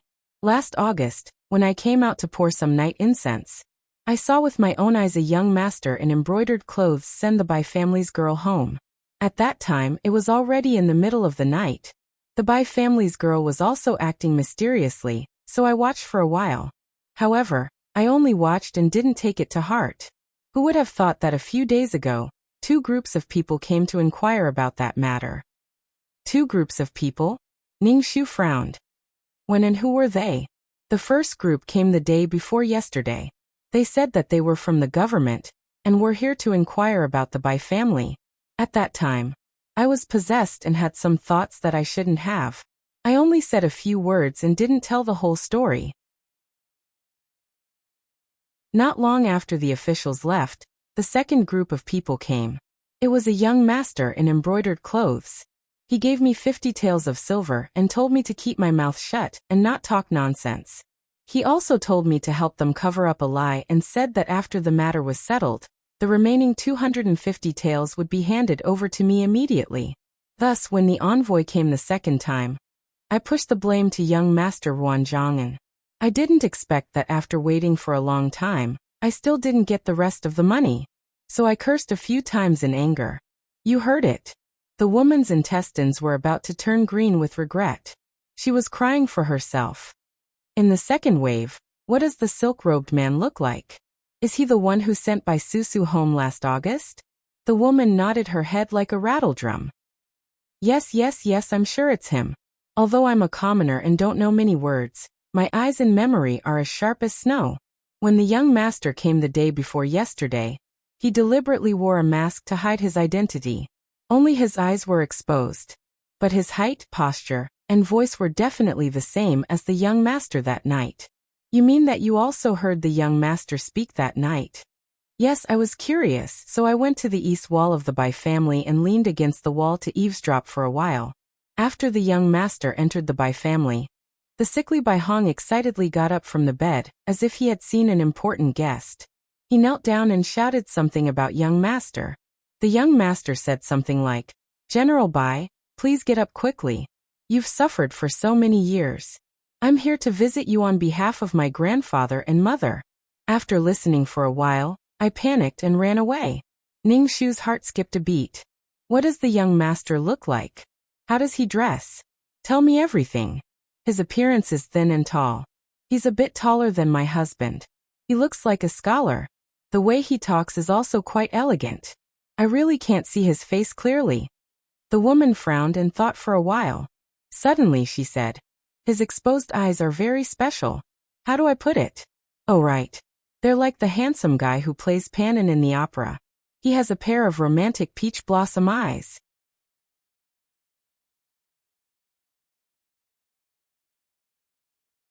Chapter 392. When Heaven's Inquisition came looking for her, he saw Ningshu holding a rattledrum, lost in thought under the willow tree. Seeing Heaven's Inquisition, Ningshu immediately came back to her senses and asked, How is your Shitsi? Has he woken up? Heaven's Inquisition wiped the sweat off his forehead. Oh, I'm here to tell you about this. Shitsi woke up after using the 9 Revolutions life-prolonging pill, but he's not in good spirits. After waking up for a while, he fell asleep again. Now Huema and the doctors are guarding by his side. They don't even dare to blink. Ningshu closed her eyes and exhaled heavily. The tip of her nose was slightly sour because of excitement, but more than that, she was happy that she had regained what she had lost. Great, Xiaoqing, it's really great, Heaven's Inquisition said. When Shitsi woke up, he asked about the situation of the case and ordered me to come and help you. Lady Ning, if there's anything I can help with, just let me know. Ningshu's nose was even more sour. Why was this person so nosy? He was still seriously injured, but he still had the time to worry about her. Xiaoqing, are you deliberately making me cry? You're so annoying, don't you know that? At this moment, she had 10,000 impulses to go back and see how he was doing, but her rationality told her that she couldn't. The case was at the most critical moment, and any hesitation would make all the previous efforts go to waste. She had promised that she would definitely get to the bottom of this case, and then bring the final mystery to him. After listening to Ningshu's simple explanation of the current situation, he was stunned. Tan Sixian. You mean the polite and amiable eldest son of the Tan family, Tan Sixian? This is too scary. This is simply too scary. Ningshu's expression was also dignified. The current situation was getting more and more complicated, and it had completely exceeded her expectations. If Tan Xixian was the blood of Xue Hongyi and Prime Minister Tan, then Tan Siwei's behavior of taking the blame for his brother could be explained. Then, the person who injured Xia Hoqing in the thatched hut and immediately ran away should be him. In this world, other than his biological parents, perhaps only blood-related brothers and sisters could make Tan Siwei disregard everything, break his principles, and risk his life to save them. But what about the person who knocked Zhou Yang down that day and cut off a strip of cloth from his body? Whether it was Zhou Yang or the old woman selling embroidery nearby, they all said that the man was not tall, shorter than Tan Xixian by a bit, and that the man was good at using his left hand. Previously, she had mistakenly thought that there were only 2 left hands in this case, but now she realized that she had miscalculated. It was very likely that there were 3. What kind of connection was hidden between the 3 of them? What kind of fog had they set up to prevent others from seeing the source of the matter? Ning Shu muttered. At present, we lack evidence. Tan Siwei is determined to take the blame. Just based on Tan Xixian's visit to the Bai family last year, we can't lock onto him as a suspect. If we want to be sure, we must first investigate Tan Xixian's background. It would be best to investigate the whole story of Xue Hongyi's humiliation. I have a feeling that we are not far from the truth. Madame Tan's behavior in the rain was too strange. She kept questioning Tan Xixian. All these years you have been waiting to see my retribution, right? Now that retribution is here, are you happy? She was clearly saying that she was at fault for Xue Hongyi's case. Heaven's Inquisition patted his chest without hesitation. Gossiping is my specialty. Leave it to me. Tianwen came and went without a trace, like a myna bird, flapping its wings and disappearing into the night. Ning Shu picked up a branch and squatted on the ground, combing it one by one. If Tan Xixian had worked hard for 20 years just to avenge his mother's family, then so far, the maid who betrayed Xue Hongyi had died. The chief culprit who ruined the Xue family, the envoy from southern Yan, had died a horrible death. Madame Tan, who had once taken away the love of Xue Hongyi's life, was currently suffering the suffering of her only bloodline. The only enemy left for the Xue family was the loyal and brave Zhu family, who colluded with the envoy from southern Yan to falsely accuse the Xue family. Could it be that Tan Xixian's last target?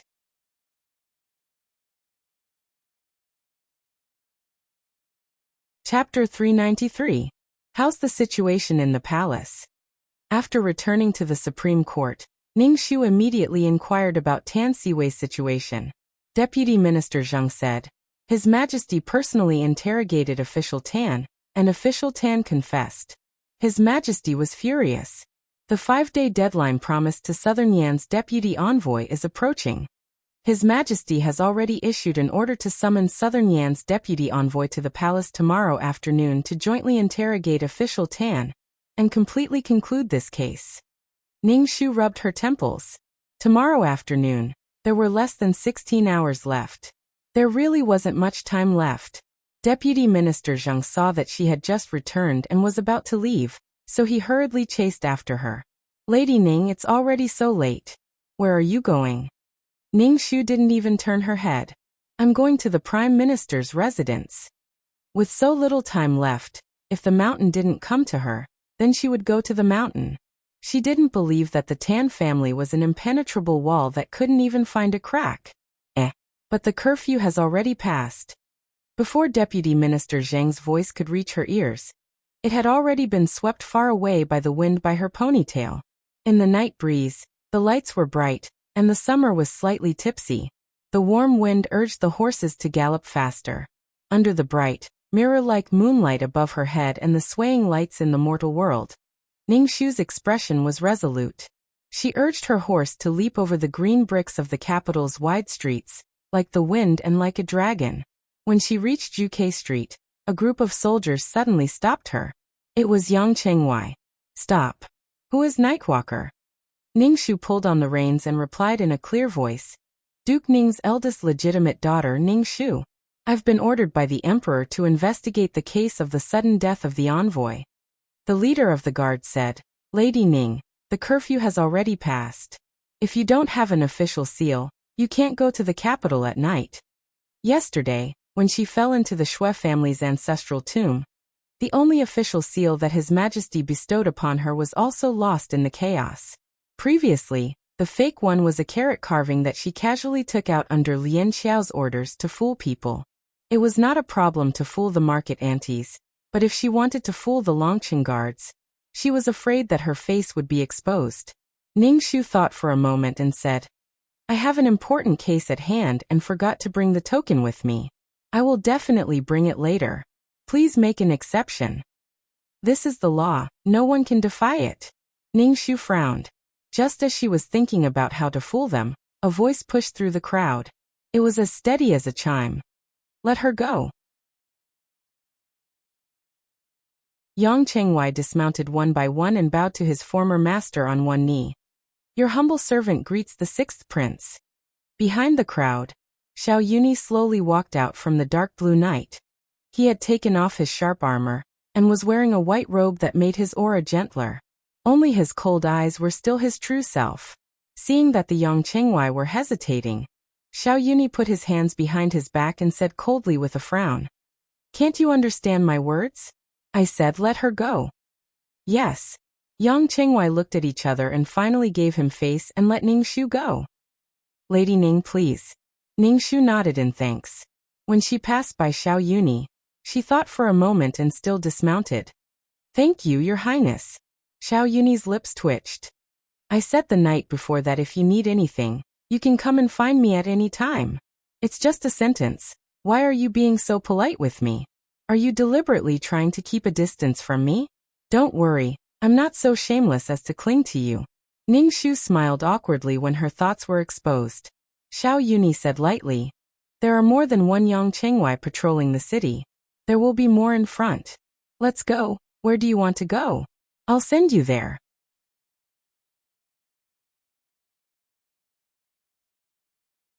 Chapter 394. He was so open and honest. If she continued to refuse, it would seem that she was too petty. Besides, time was tight and it was not the time to be pretentious. Ning Shu nodded. Then I'll have to trouble Your Highness. Yang Chengwei brought a horse over.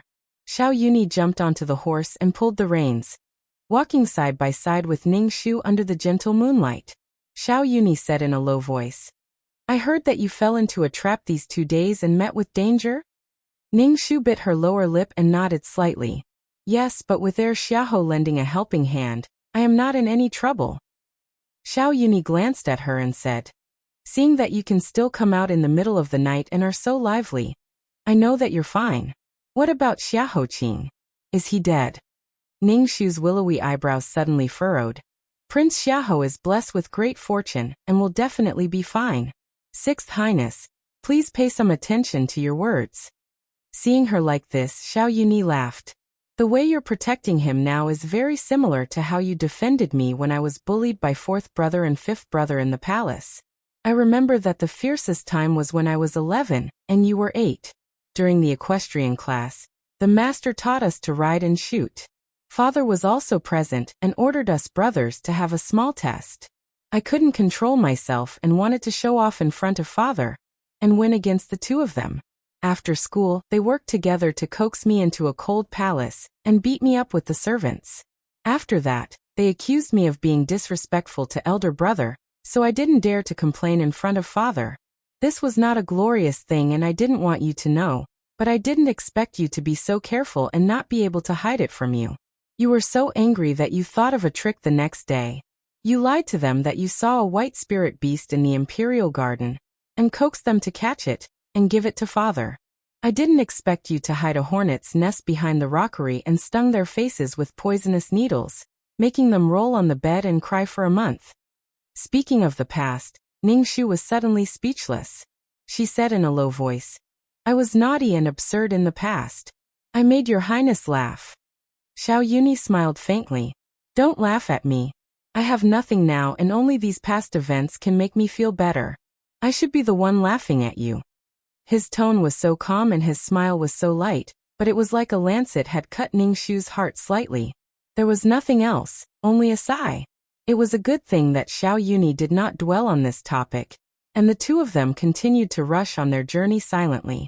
From Vermilion Bird Street to the Prime Minister's manor, They met 2 more groups of Yang Chengwei along the way, but Xiao Yuni came out to chase them away. When they arrived in front of the Prime Minister's manor, Xiao Yuni pulled on the reins. "I'll send you here. You can do whatever you want to do next." Ning Shu bowed and saluted. "Your Highness, thank you for your trouble along the way. Your Highness, please go back." "Hold on." Ning Shu turned back. Under the almost transparent ink blue night sky, Xiao Yuni's expression was as calm as water. Only his bright eyes were shining with a hazy light. He laughed softly. "You always say that you should remember a great favor in your heart, but it's not as practical as eating it.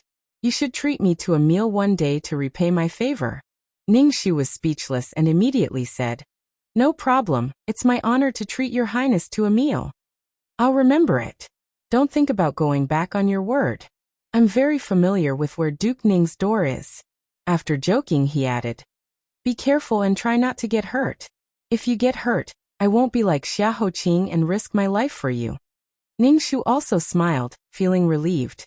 She knew that the thing that had been stuck in their throats together had finally disappeared, turned into fluorescent powder, and was blown away by the night's breeze. Bowing to him again, Ning Shu dismounted and turned to knock on the door of the Prime Minister's manor. The 2 of them parted ways. "Lady Ning? My eldest young master is not home, please go back." As soon as the door opened and he saw Ning Shu's face, the gatekeeper rolled his eyes and slammed the door in her face.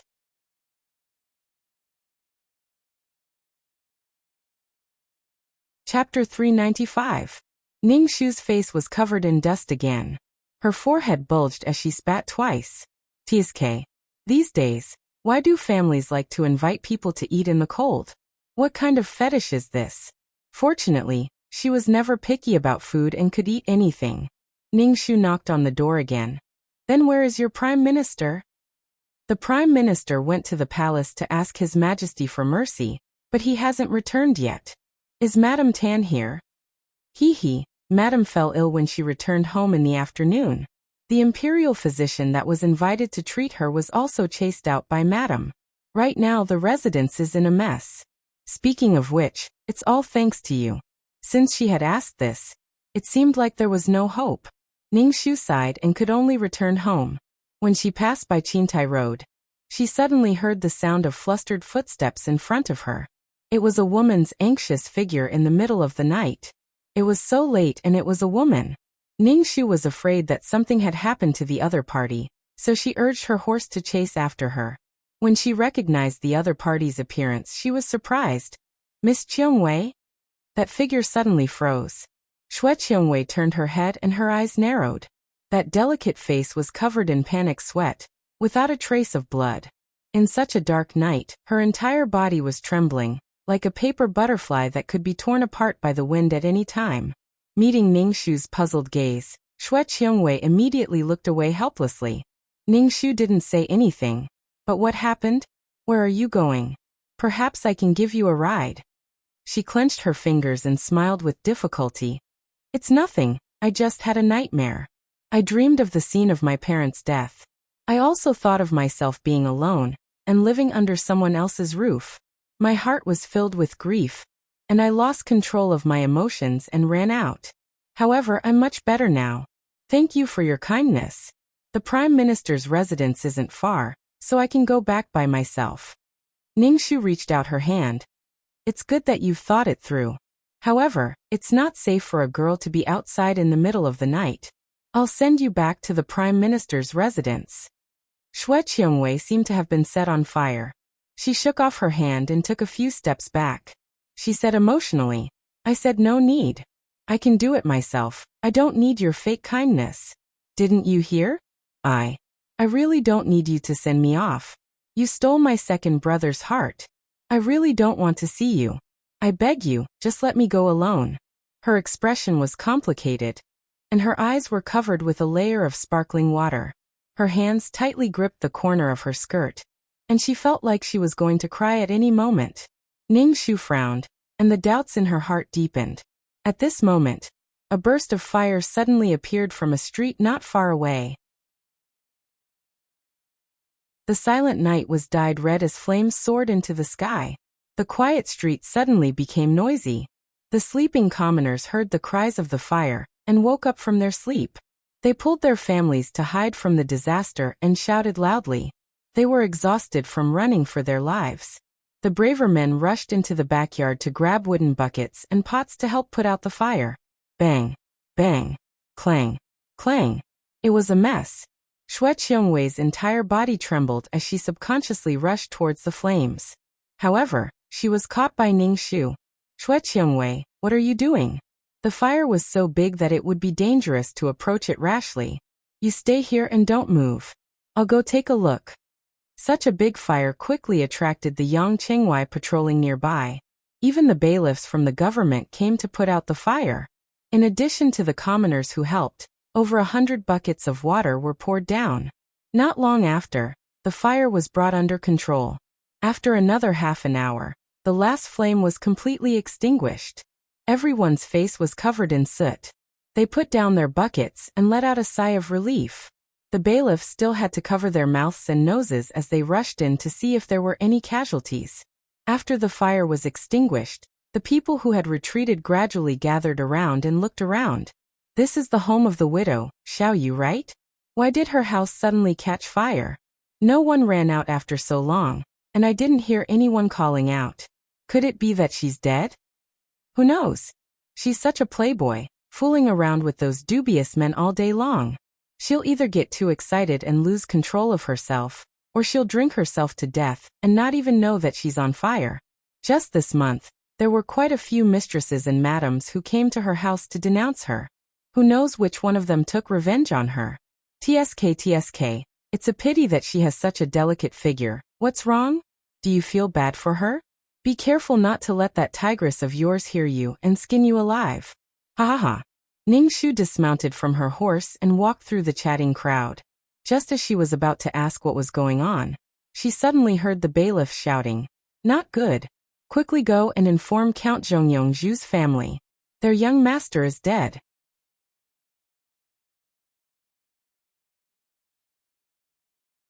Chapter 396.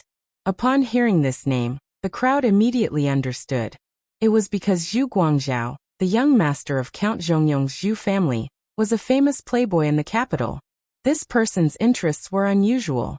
Most playboys like to hang around brothels, pleasure boats, and red light alleys. They also like to flirt with young ladies walking on the street. However, Zhu Guangzhao's interests were very niche.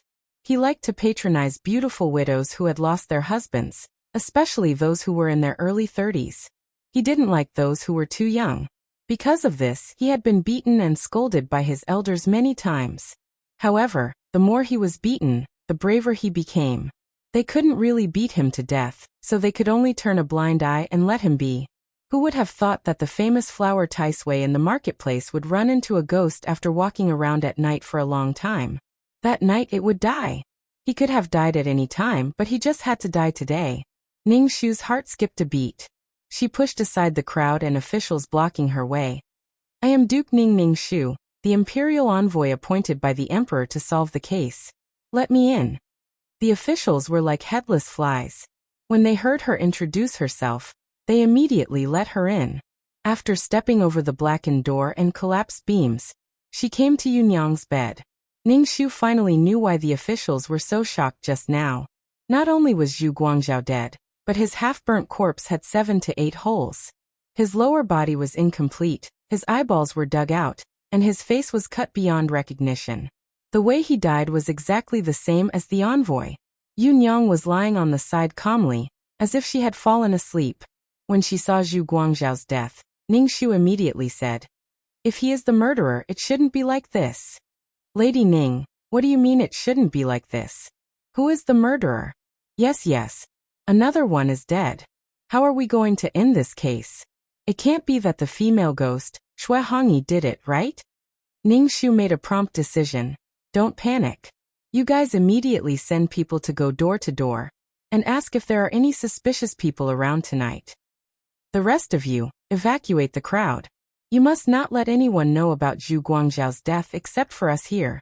Furthermore, they must not spread the news.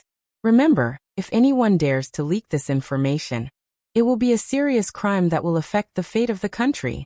Everyone, please consider this carefully. Ning Shu ordered people to heavily surround the small house and forbid anyone from approaching. She walked out of the house and raised her head to meet Xue Qiongwei's teary eyes, which were hidden behind the crowd. She walked over, grabbed Xue Qiongwei, and brought her to a secluded place. Her eyes were like torches. Miss Qiongwei, where is eldest young master now?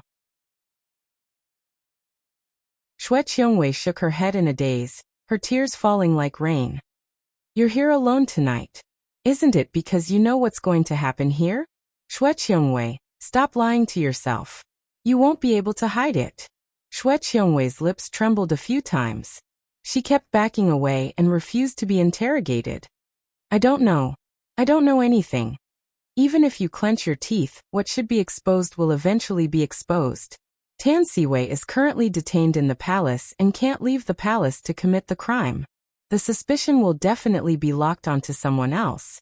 And this person that you're desperately trying to hide and protect, there's no one else other than eldest young master. Say it.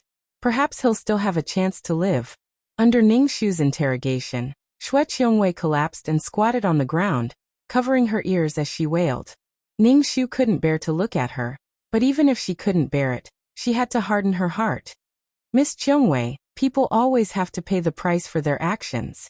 I know that this choice is too cruel for you, but the reality is even crueler. Eldest young master and second young master's life and death may be in your hands. You should quickly make a decision. Do you want to tell me the truth? When the Supreme Court received the news, they immediately sent more people to help. Although they tried their best to block the news of Zhu Guangzhao's sudden death still spread to half of the city at lightning speed. It was destined to be a sleepless night in the imperial city. With so many people, they quickly finished investigating the entire street. Before dawn, Ning Shu received a piece of conclusive news. When the fire started, someone nearby saw a figure that completely matched Tan Xixian's. Ning Shu forcefully closed her eyes. Sure enough, it was him. Tan Xixian. Why did you have to do this? Deputy Minister Zheng and the others requested. Now that the truth of the case has come to light, can we post a notice to search the entire city for eldest young Master Tan? The sky was turning white. This was the coldest time of the day. The cool morning dew slowly seeped into the skin through the texture of the clothes. It was so cold that it made people shiver, but it was also the time when they were most awake. The sound of a woman's lute playing could be heard from the small building where they had not slept all night. The sound was like the autumn dew tearing people up. Go, go, go, go, go, go, go. Thousands of miles apart, at the ends of the world. Facing the slightly pink-white light, Ning Shu took a deep breath amidst the long and sorrowful song. She shook her head and said, "There's no need. I've guessed a place where he might be. This case should be solved."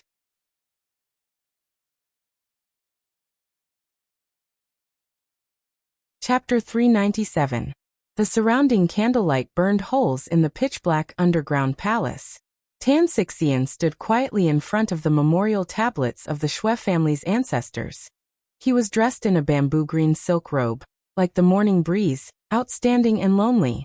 When he heard the sound of footsteps coming from the secret passage, he turned around.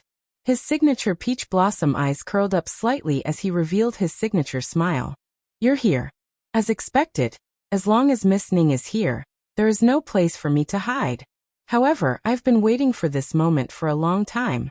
Now that I've taken my revenge, my long-cherished wish has been fulfilled. Let's go." In the flickering candlelight, Ning Shu's figure was soft and firm. "Eldest young master, are you not going to say anything else?" Tan Xixian sneered. "What's there to say? Since you've found me, it means that you've got something on me.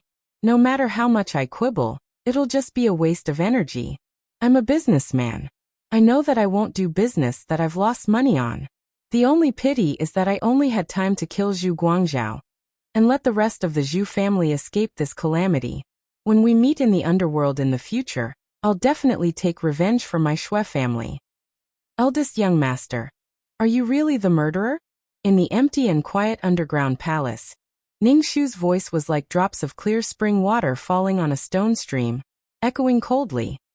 "Or is it that in this series of cases, you're the only murderer?" Tan Xixian's calm expression froze. Then he raised his eyebrows and joked, Lady Ning, what do you mean? Could it be that you can't bear to see me in prison, so you're purposely helping me clear my name? Then I'll have to thank you for your kindness. Ning Shu wasn't angered by his deliberate words. Her thoughts were organized and clear as a string. Yesterday, when Tan Xiaoqing was brought into the palace for interrogation by head steward Zhao, Madame Tan's words indeed made me very suspicious of you, eldest young master. At one point, I really locked the suspicion on you and mistakenly thought that Tan Xiaoqing took the initiative to admit his guilt to protect you, eldest young master. Because in this case, there are too many people lying in order to protect the people they care about. One lie after another, like layers of fog, the truth in front of our eyes was changed beyond recognition. Even I was temporarily blinded by the mixture of truth and falsehood. Just before the fire broke out last night, I was still thinking that if you were the real culprit, the next target would be the Zhu family. However, on second thought, he immediately rejected the idea. Because if the real culprit is you, you don't have to be in a hurry to make a move. You can wait for the second young master to be convicted by His Majesty, and let him take all the blame for you.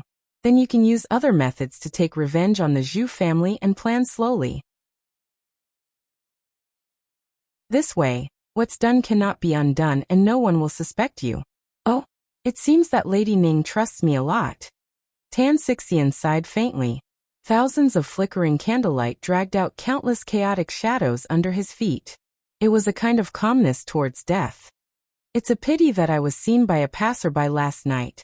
At that time, the fire had already started and many people had surrounded me. I didn't have time to kill him to silence him. That's why I was caught, so I panicked and hid here. It's really a stroke of luck. The heavens aren't helping me. Ning Shu softly said. Is it really the heavens that aren't helping you? Or is it that you have painstakingly planned this? Tan Xixian didn't know whether to laugh or cry. What plan? Lady Ning, the more you say, the more suspicious it is. This Tan is actually confused. Could it be that I am framing myself? Could it be that you aren't? With one sentence, the cynicism on Tan Xixian's face was completely broken. Ning Shu looked deeply at him, her eyes full of pity and helplessness. Eldest young master, to be honest, you are indeed smarter than the second young master. You deliberately used the same method of murder to create a new case, and used this new case to perfectly cover up the old case, attracting everyone's attention to you. The world will naturally think that the other case was also done by you. However, this is not the case. You are too deliberate. You chose such a time and method to commit the crime, and deliberately made such a big commotion. You simply want to let the whole city know as soon as possible. Let the emperor know. Let the world know that this case was done by you. At the same time, it was this deliberate fire that made me fall into a state of contemplation. What kind of person could make you and the second young master risk your lives to protect him? Until I finally understood, there was no other person who could be this person only. Following Ning Shu's analysis, the expression on Tan Xixian's face froze inch by inch. When he was about to blurt out the answer to the riddle, the beautiful and perfect smile on his face that was like spring snow shattered and splashed in all directions, leaving only a ghastly white. Ning Shu did not see his pain, but she had no choice today. She was determined to be the villain. She took a deep breath and said word by word. Only the cousin Xue Qiongwei. She is the real descendant of the Xue family.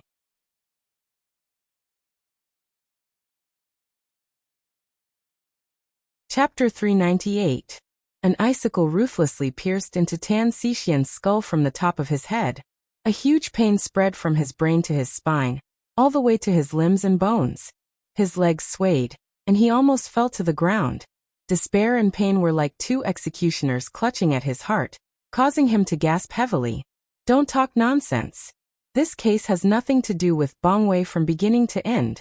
She is the daughter of Dingzhou's Xue family, and has nothing to do with Xue Hongyi. I am the true heir of the Xue family. Otherwise, why would I be here? This should be a scam that Prime Minister Tan spent over 20 years to create.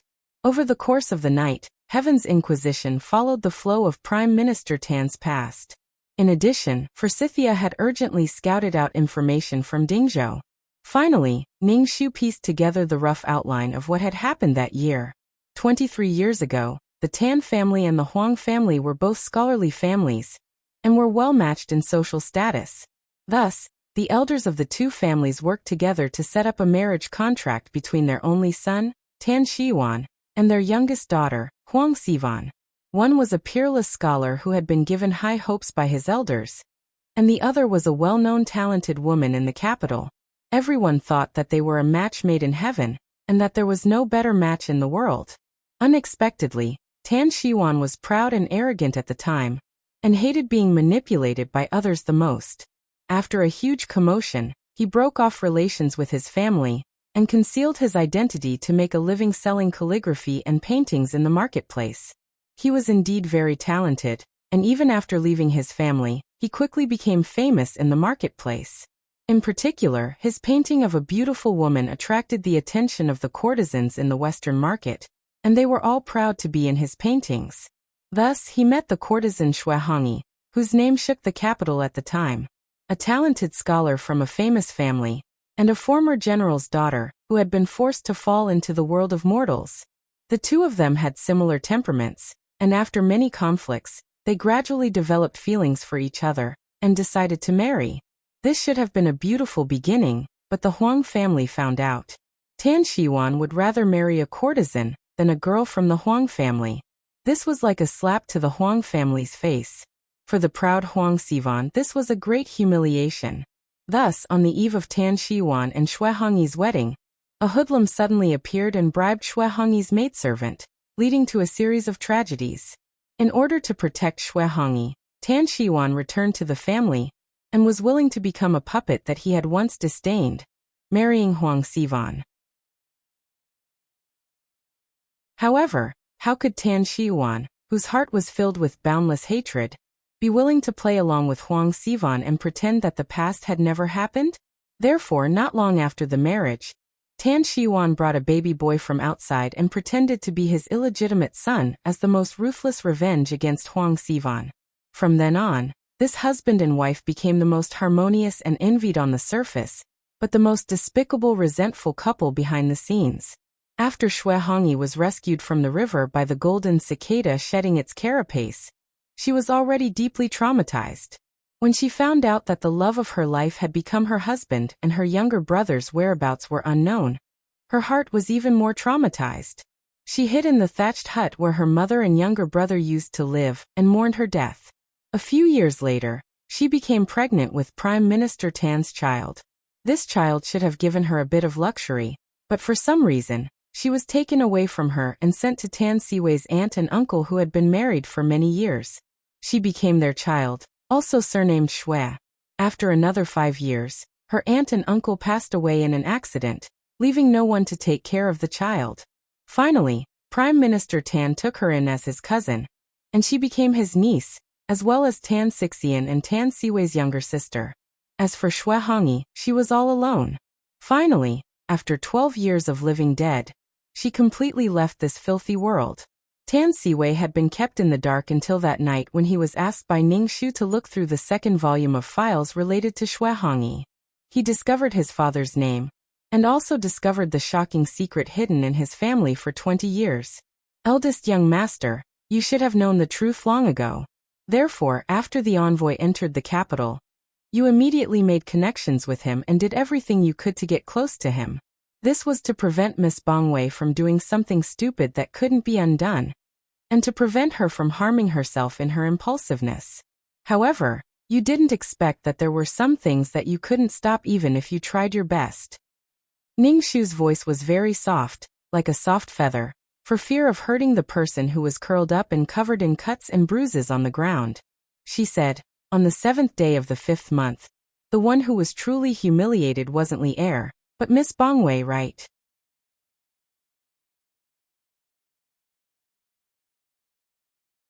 Chapter 399. The secret that he wanted to bury and bring into the underworld was revealed by Ning Shu. Tan Xixian's pupils constricted. The intense pain made it impossible for him to breathe. He could only clutch his chest tightly to prevent himself from suffocating. His eyes trembled rapidly and he said in a hoarse voice, "You've guessed it. Ningshu lowered her eyes. The candlelight at the side cast a long shadow under her thick eyelashes. I've always been puzzled.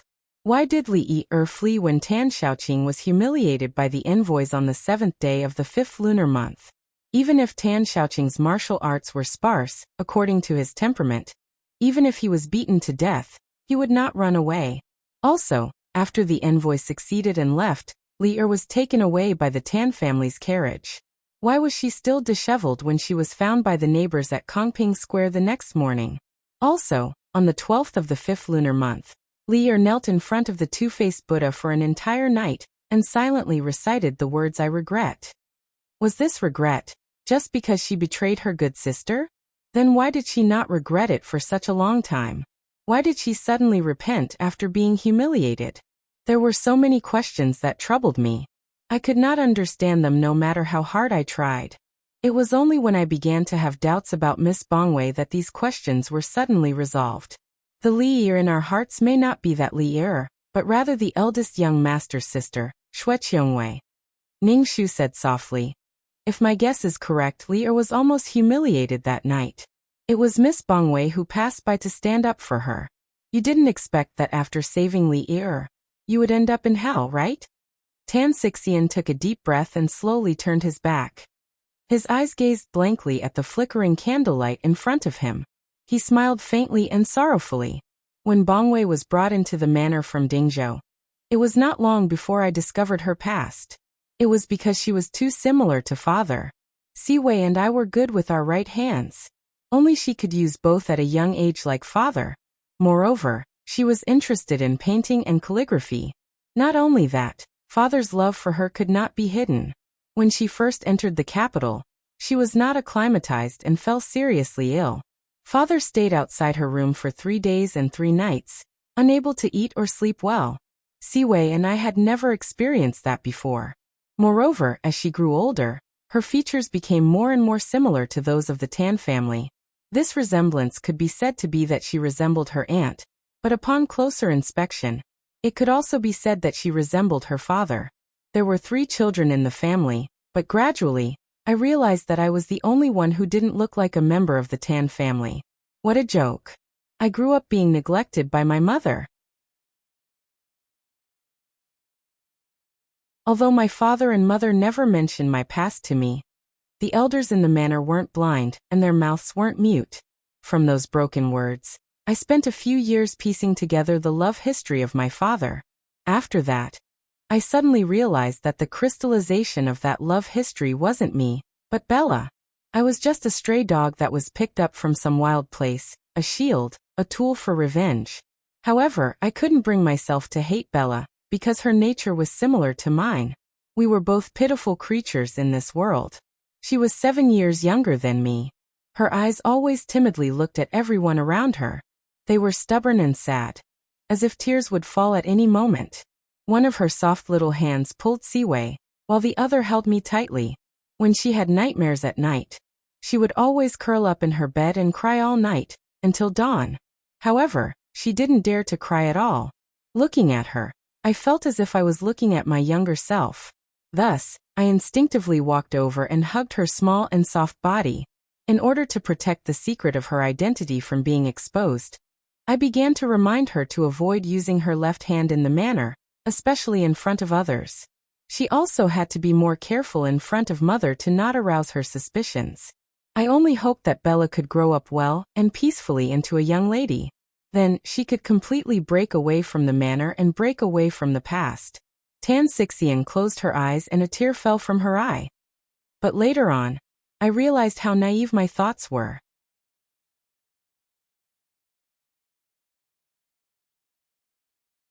Chapter 400. In the eyes of the world, Tan Xixian had a pair of peach blossom eyes that were frivolous. His smile was flirtatious, intelligent and slick. It was as if he was born with a hard armor on his body. No one could hate him, and no one could hurt him. Only at this moment, the armor was cracked and he was as weak as a lost child.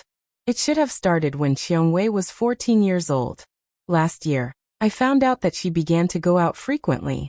Her whereabouts were hidden, and she would often go out for an entire day. When I asked her, she would not answer me. She would always say that she went out to play with her friends and would only come back when it was dark. I asked around and found out that she was lying, so I sent someone to follow her. I found out that she had been looking for an old servant of the Xue family and investigating the past. I even found out that she was getting closer and closer to Susu. I realized her thoughts. She wanted revenge for the Xue family. But she was only 14 years old, a half-grown child. Compared to those towering trees, she was like an ant. But my persuasion did not work.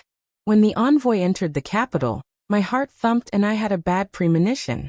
So I decided to take the initiative and get close to the envoy. While I tried to cover the envoy's eyes, I also tried to stop her actions. I thought that I had done it flawlessly, but I did not expect that I was still one step behind. In order to not let me find out her movements, she changed into men's clothes and quietly followed the envoy every day to find an opportunity. Until the night of the 7th of May, Li was molested by the drunk envoy in the White Horse Lane. Shishi. There was clearly only a small crack in the underground palace, but that light was so dazzling that his back bent, and he reached out to cover his face, tears continuously falling from the gaps between his fingers. Whether you believe it or not, Qiongwei is actually a very soft girl. She did not want to see another girl suffer, so she stepped forward to entangle the envoy and the guards, giving Li a chance to escape and report to the authorities. But she did not expect that Li was afraid of the envoy's identity, and did not ask for help from the authorities. Instead, she found a place to hide. Until I sensed that something was wrong and brought people to look for Qiongwei. I met Li who was hiding nearby and trembling in fear. But by the time I rushed over, it was already too late. Too late. My Bella had already suffered the greatest injury in this world. I was the one who knocked Li out and dumped her in Kongping Square. I wanted her to have a taste of the pain that Bella suffered. Even if it was only a fraction of Bella's pain, or even 100th of it. Because that was what she deserved. That cowardly woman deserved it. Ningshu didn't expect the inside story to be like this. She couldn't help showing a stunned expression. The scene of Xue Qiongwei baring her fangs and brandishing her claws flashed before her eyes. Xue Qiongwei's body was covered with thorns when Huiyemo accidentally touched her, as if the whole world couldn't be trusted. Ningshu's heart suddenly swelled with pain. She couldn't wait to rush over and hug this girl. Tan Siwei wiped away his tears and paused for a moment. Then he straightened his back and continued. Originally, I was also prepared to make a move, but I wasn't prepared to do it on the night of the 12th of May. I knew that if the envoy died within the borders of Great Yu, it would greatly affect the relationship between the two countries. At that time, it wouldn't just be a personal grudge, but a national calamity. Thus, after making some plans, I decided that I would send him off 18 li after he left the capital. Furthermore, I would secretly feed him poison. It was a slow-acting poison. When he returned to southern Yan, the poison would take effect, causing him to bleed from his 7 orifices and die. But I didn't expect that Bella had her own plans. She actually collaborated with Bai Susu to steal the key to the Searchfang platform's secret passage and set up a trap. At the same time, she also used her own method to take revenge for Li Yi's betrayal. When I returned to the residence, I discovered that Bella hadn't returned at midnight. When I rushed back to the Searchfang platform, I discovered that everything was already done. Seeing Bella covered in blood and silently crying and laughing, my heart ached so much that it felt like it was being torn apart. Thus, I forcefully sent her out of the building and relocked the secret passage. I stayed in the secret passage until dawn, waiting for the officials to arrive. Then, I pretended that I had just arrived at the Searchfang platform during the chaos to assist you in your investigation. During this time, I erased all the clues that could prove that Bella was here.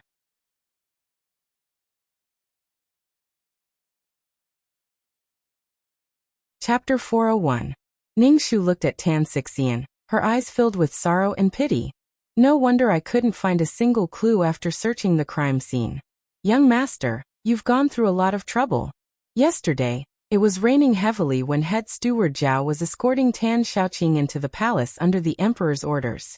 You deliberately brought Madame Tan to stop him, causing her to lose control of her emotions and say those words, which I happened to overhear. You purposely changed the tiger-headed shoes in the hut, right? You changed the baby girl's clothes and toys with the baby boys to confuse me and make me think that Xue Hongyi gave birth to a son. Also, Bai Susu's neighbor's family must have been bribed by you. As soon as they noticed my arrival, they loudly cursed and lured me to ask about it, which led me to expose you. Otherwise, there's no way to explain why I happened to overhear such an important clue when I was passing by. On the one hand, you had to save your brother who grew up with you before His Majesty convicted Tan Xiaoqing. On the other hand, you couldn't let your younger sister, whom you loved dearly since childhood, be exposed. You were in a dilemma. In the end, you could only think of this plan. You sacrificed yourself and turned your life into wings to protect the two people you loved the most. Young master, why do you have to? Tan Xixian didn't mind at all. If I can protect Siwei and Bongwei, I'll gladly do it. But now, the fact that you killed Zhu Guangzhao is a foregone conclusion. Not only will you not be able to protect Miss Bongwei, you'll also be in prison. Tan Xixian's lips curled up. The candlelight in front of him shone on the corners of his eyes. He seemed to have turned into a candle flame, wishing that he could burn himself to ashes. Even if you already know the cause and effect of the matter, I've destroyed all the evidence. The witness is also on my side. Even if you stand in the throne room and expose Bongwei's identity, you don't have any evidence to prove that she killed the envoy. You can't convict Bongwei based on your conjecture, can you? Drip, drip, drip. Too many candlelight tears slowly dripped from the candlestick onto the cold ground. In the empty silence, in the midst of Tan Xixian's satisfied smile, Ningxu slowly shook her head. There's a witness. Tan Xixian thought she was bluffing and didn't believe her at all. He sneered, impossible. Ningxu stared at him and let out a silent sigh. That night, there was an old man selling incense who closed his stall late. Around midnight, he saw a red shadow flash by the Chaobai River and left on a boat. At that time, his words were mixed in with the tens of thousands of onlookers, and no one paid attention to him. After the big fire yesterday, I suddenly remembered. I immediately sent someone to invite that old man. He said that the red shadow he saw was definitely a slender woman. It was definitely not a man. Right now, he was in the Supreme Court, and his handwriting was on the desk of the Supreme Court. Eldest young master, you shouldn't have the ability to shrink your body into a woman's appearance, right?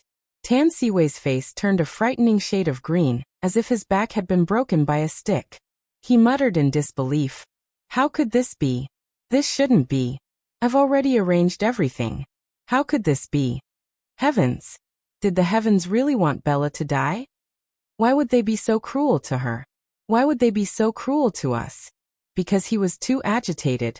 His words had already gone crazy.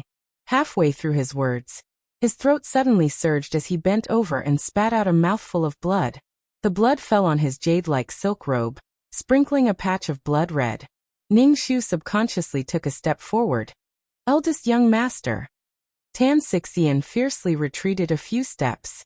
After a few heart-wrenching coughs, he spat out the blood at the corner of his mouth. He suddenly sensed something and raised his head. That's not right. If you just want to catch me, you shouldn't waste so much time talking to me. What are you trying to do? Tan Xixian suddenly woke up. Where's Bella?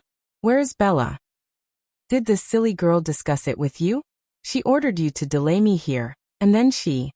Ningxu silently moved her gaze away and didn't say anything. The only thing that could be seen was the accumulation of more and more candle tears, sprinkling countless tears on the ground. No, she promised me that she wouldn't tell anyone. Otherwise, my soul would scatter, and I would never be able to rest in peace. Since she was young, she listened to me the most. She definitely won't turn herself in. She won't.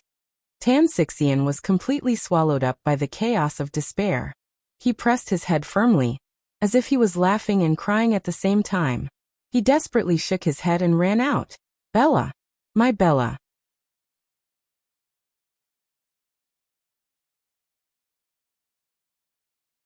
Chapter 402. In the throne room, hundreds of officials lined up.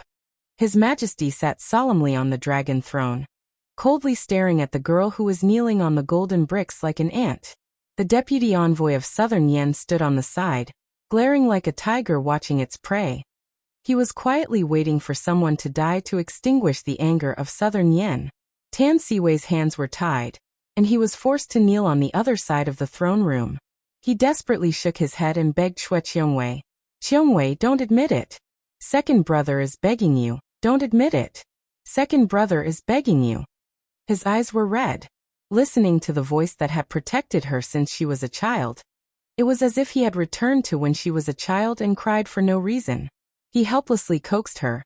Little Qiongwei, don't cry. Second brother is begging you, don't cry anymore. Otherwise, if your eyes are swollen, you won't be able to get married when you grow up. Ah. Don't hit me. Second brother is talking nonsense and apologizing to you.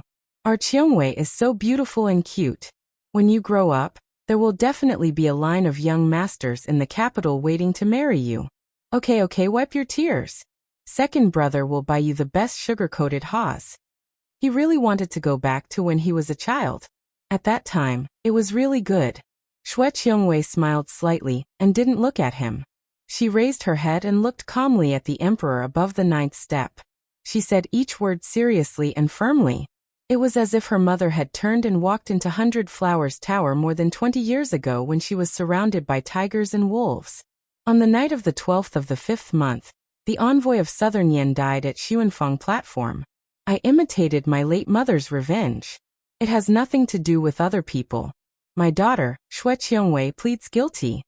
When she finished speaking, all the civil and military officials secretly sighed, but no one dared to make a sound. The whole room was silent. Hearing the word Xue, the emperor's eyes flashed with a myriad of emotions. A moment later, he lifted the corner of his mouth and said coldly, Xue family's daughter, Xue Qiongwei, is extremely daring. She murdered the envoy of Southern Yen, and almost caused a rift between the two countries. This is an unforgivable crime. Tomorrow at noon, she will be beheaded in public at the Shenwu Gate. Prime Minister Tan's forehead hit the ground, and hot blood flowed down half of his face. With tears in his eyes he pleaded, Your Majesty, I beg your Majesty to spare my daughter's life, considering that I have been cautious and conscientious for the past 20 years, and I have never dared to slack off. Your Majesty, I don't need you to plead for me. Xue Qiongwei screamed. Hearing about the death penalty, she wasn't afraid at all. Instead, she revealed a satisfied expression. Before Bella died, I was able to kill such a person for my ancestors, for my mother, and for myself. This trip to the human world was not in vain. Thank you, Your Majesty, for your mercy. Prime Minister Tan's entire body began to tremble. He walked to Xue Qiongwei on his knees and reached out his trembling hand to Xue Qiongwei. Tears streamed down his face as he said, Qiongwei, father has let you down. I have also let your mother down. But you have just turned 15, you cannot die. I can't watch you die. Xue Qiongwei showed an extremely disgusted expression and avoided his hand. You're not my father, so don't mention that word in front of me. I am the daughter of the living dead. My mother died in the Chaobai River 23 years ago. My birth was the result of hatred. No one is my father. I don't need a father. Prime Minister Tan seemed to have aged 20 years in an instant. His lips didn't have a trace of blood as he said numbly, Do you hate me? You've been hating me for so many years, right? Xue Qiongwei's eyes also turned red. If you hadn't forcefully taken me away from my mother back then, my mother might not have been so depressed and left this world in her 30s. If I had always been by her side, perhaps I wouldn't have so many regrets and hatred. My life wouldn't have turned into a pile of stinky cotton wool. You took away a woman's body, heart, and everything she had, but you watched as she was bullied and humiliated. You were powerless to protect her, and in the end, you even married the daughter of the family that had persecuted her. In the end, you even forced her into a dead end with your own hands. You are such a weak and useless man. Why can't I hate you? Tan Xiwan, even if the world thinks highly of you, even if the people admire you, I will never think highly of you in this life. Back then, I had no choice but to take you away from Hong Yi. Back then, when she jumped into the river to commit suicide, she was already determined to die. It was I who forcefully pulled her back from the gates of hell. She knew that what happened back then was the Huang family scheme. She hated Sivan to the bone. And hated me even more. Under such a strong hatred, she lost her mind and thought of ways to hurt herself every day. In those 6 years, I tried everything to stop her, to protect her, to love her. Gradually, I saw that she was getting better.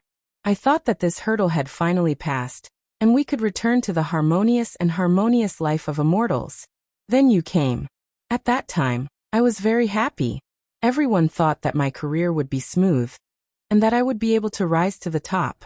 But only I knew that my life was as full of holes as your mother's. It was sad and pitiful.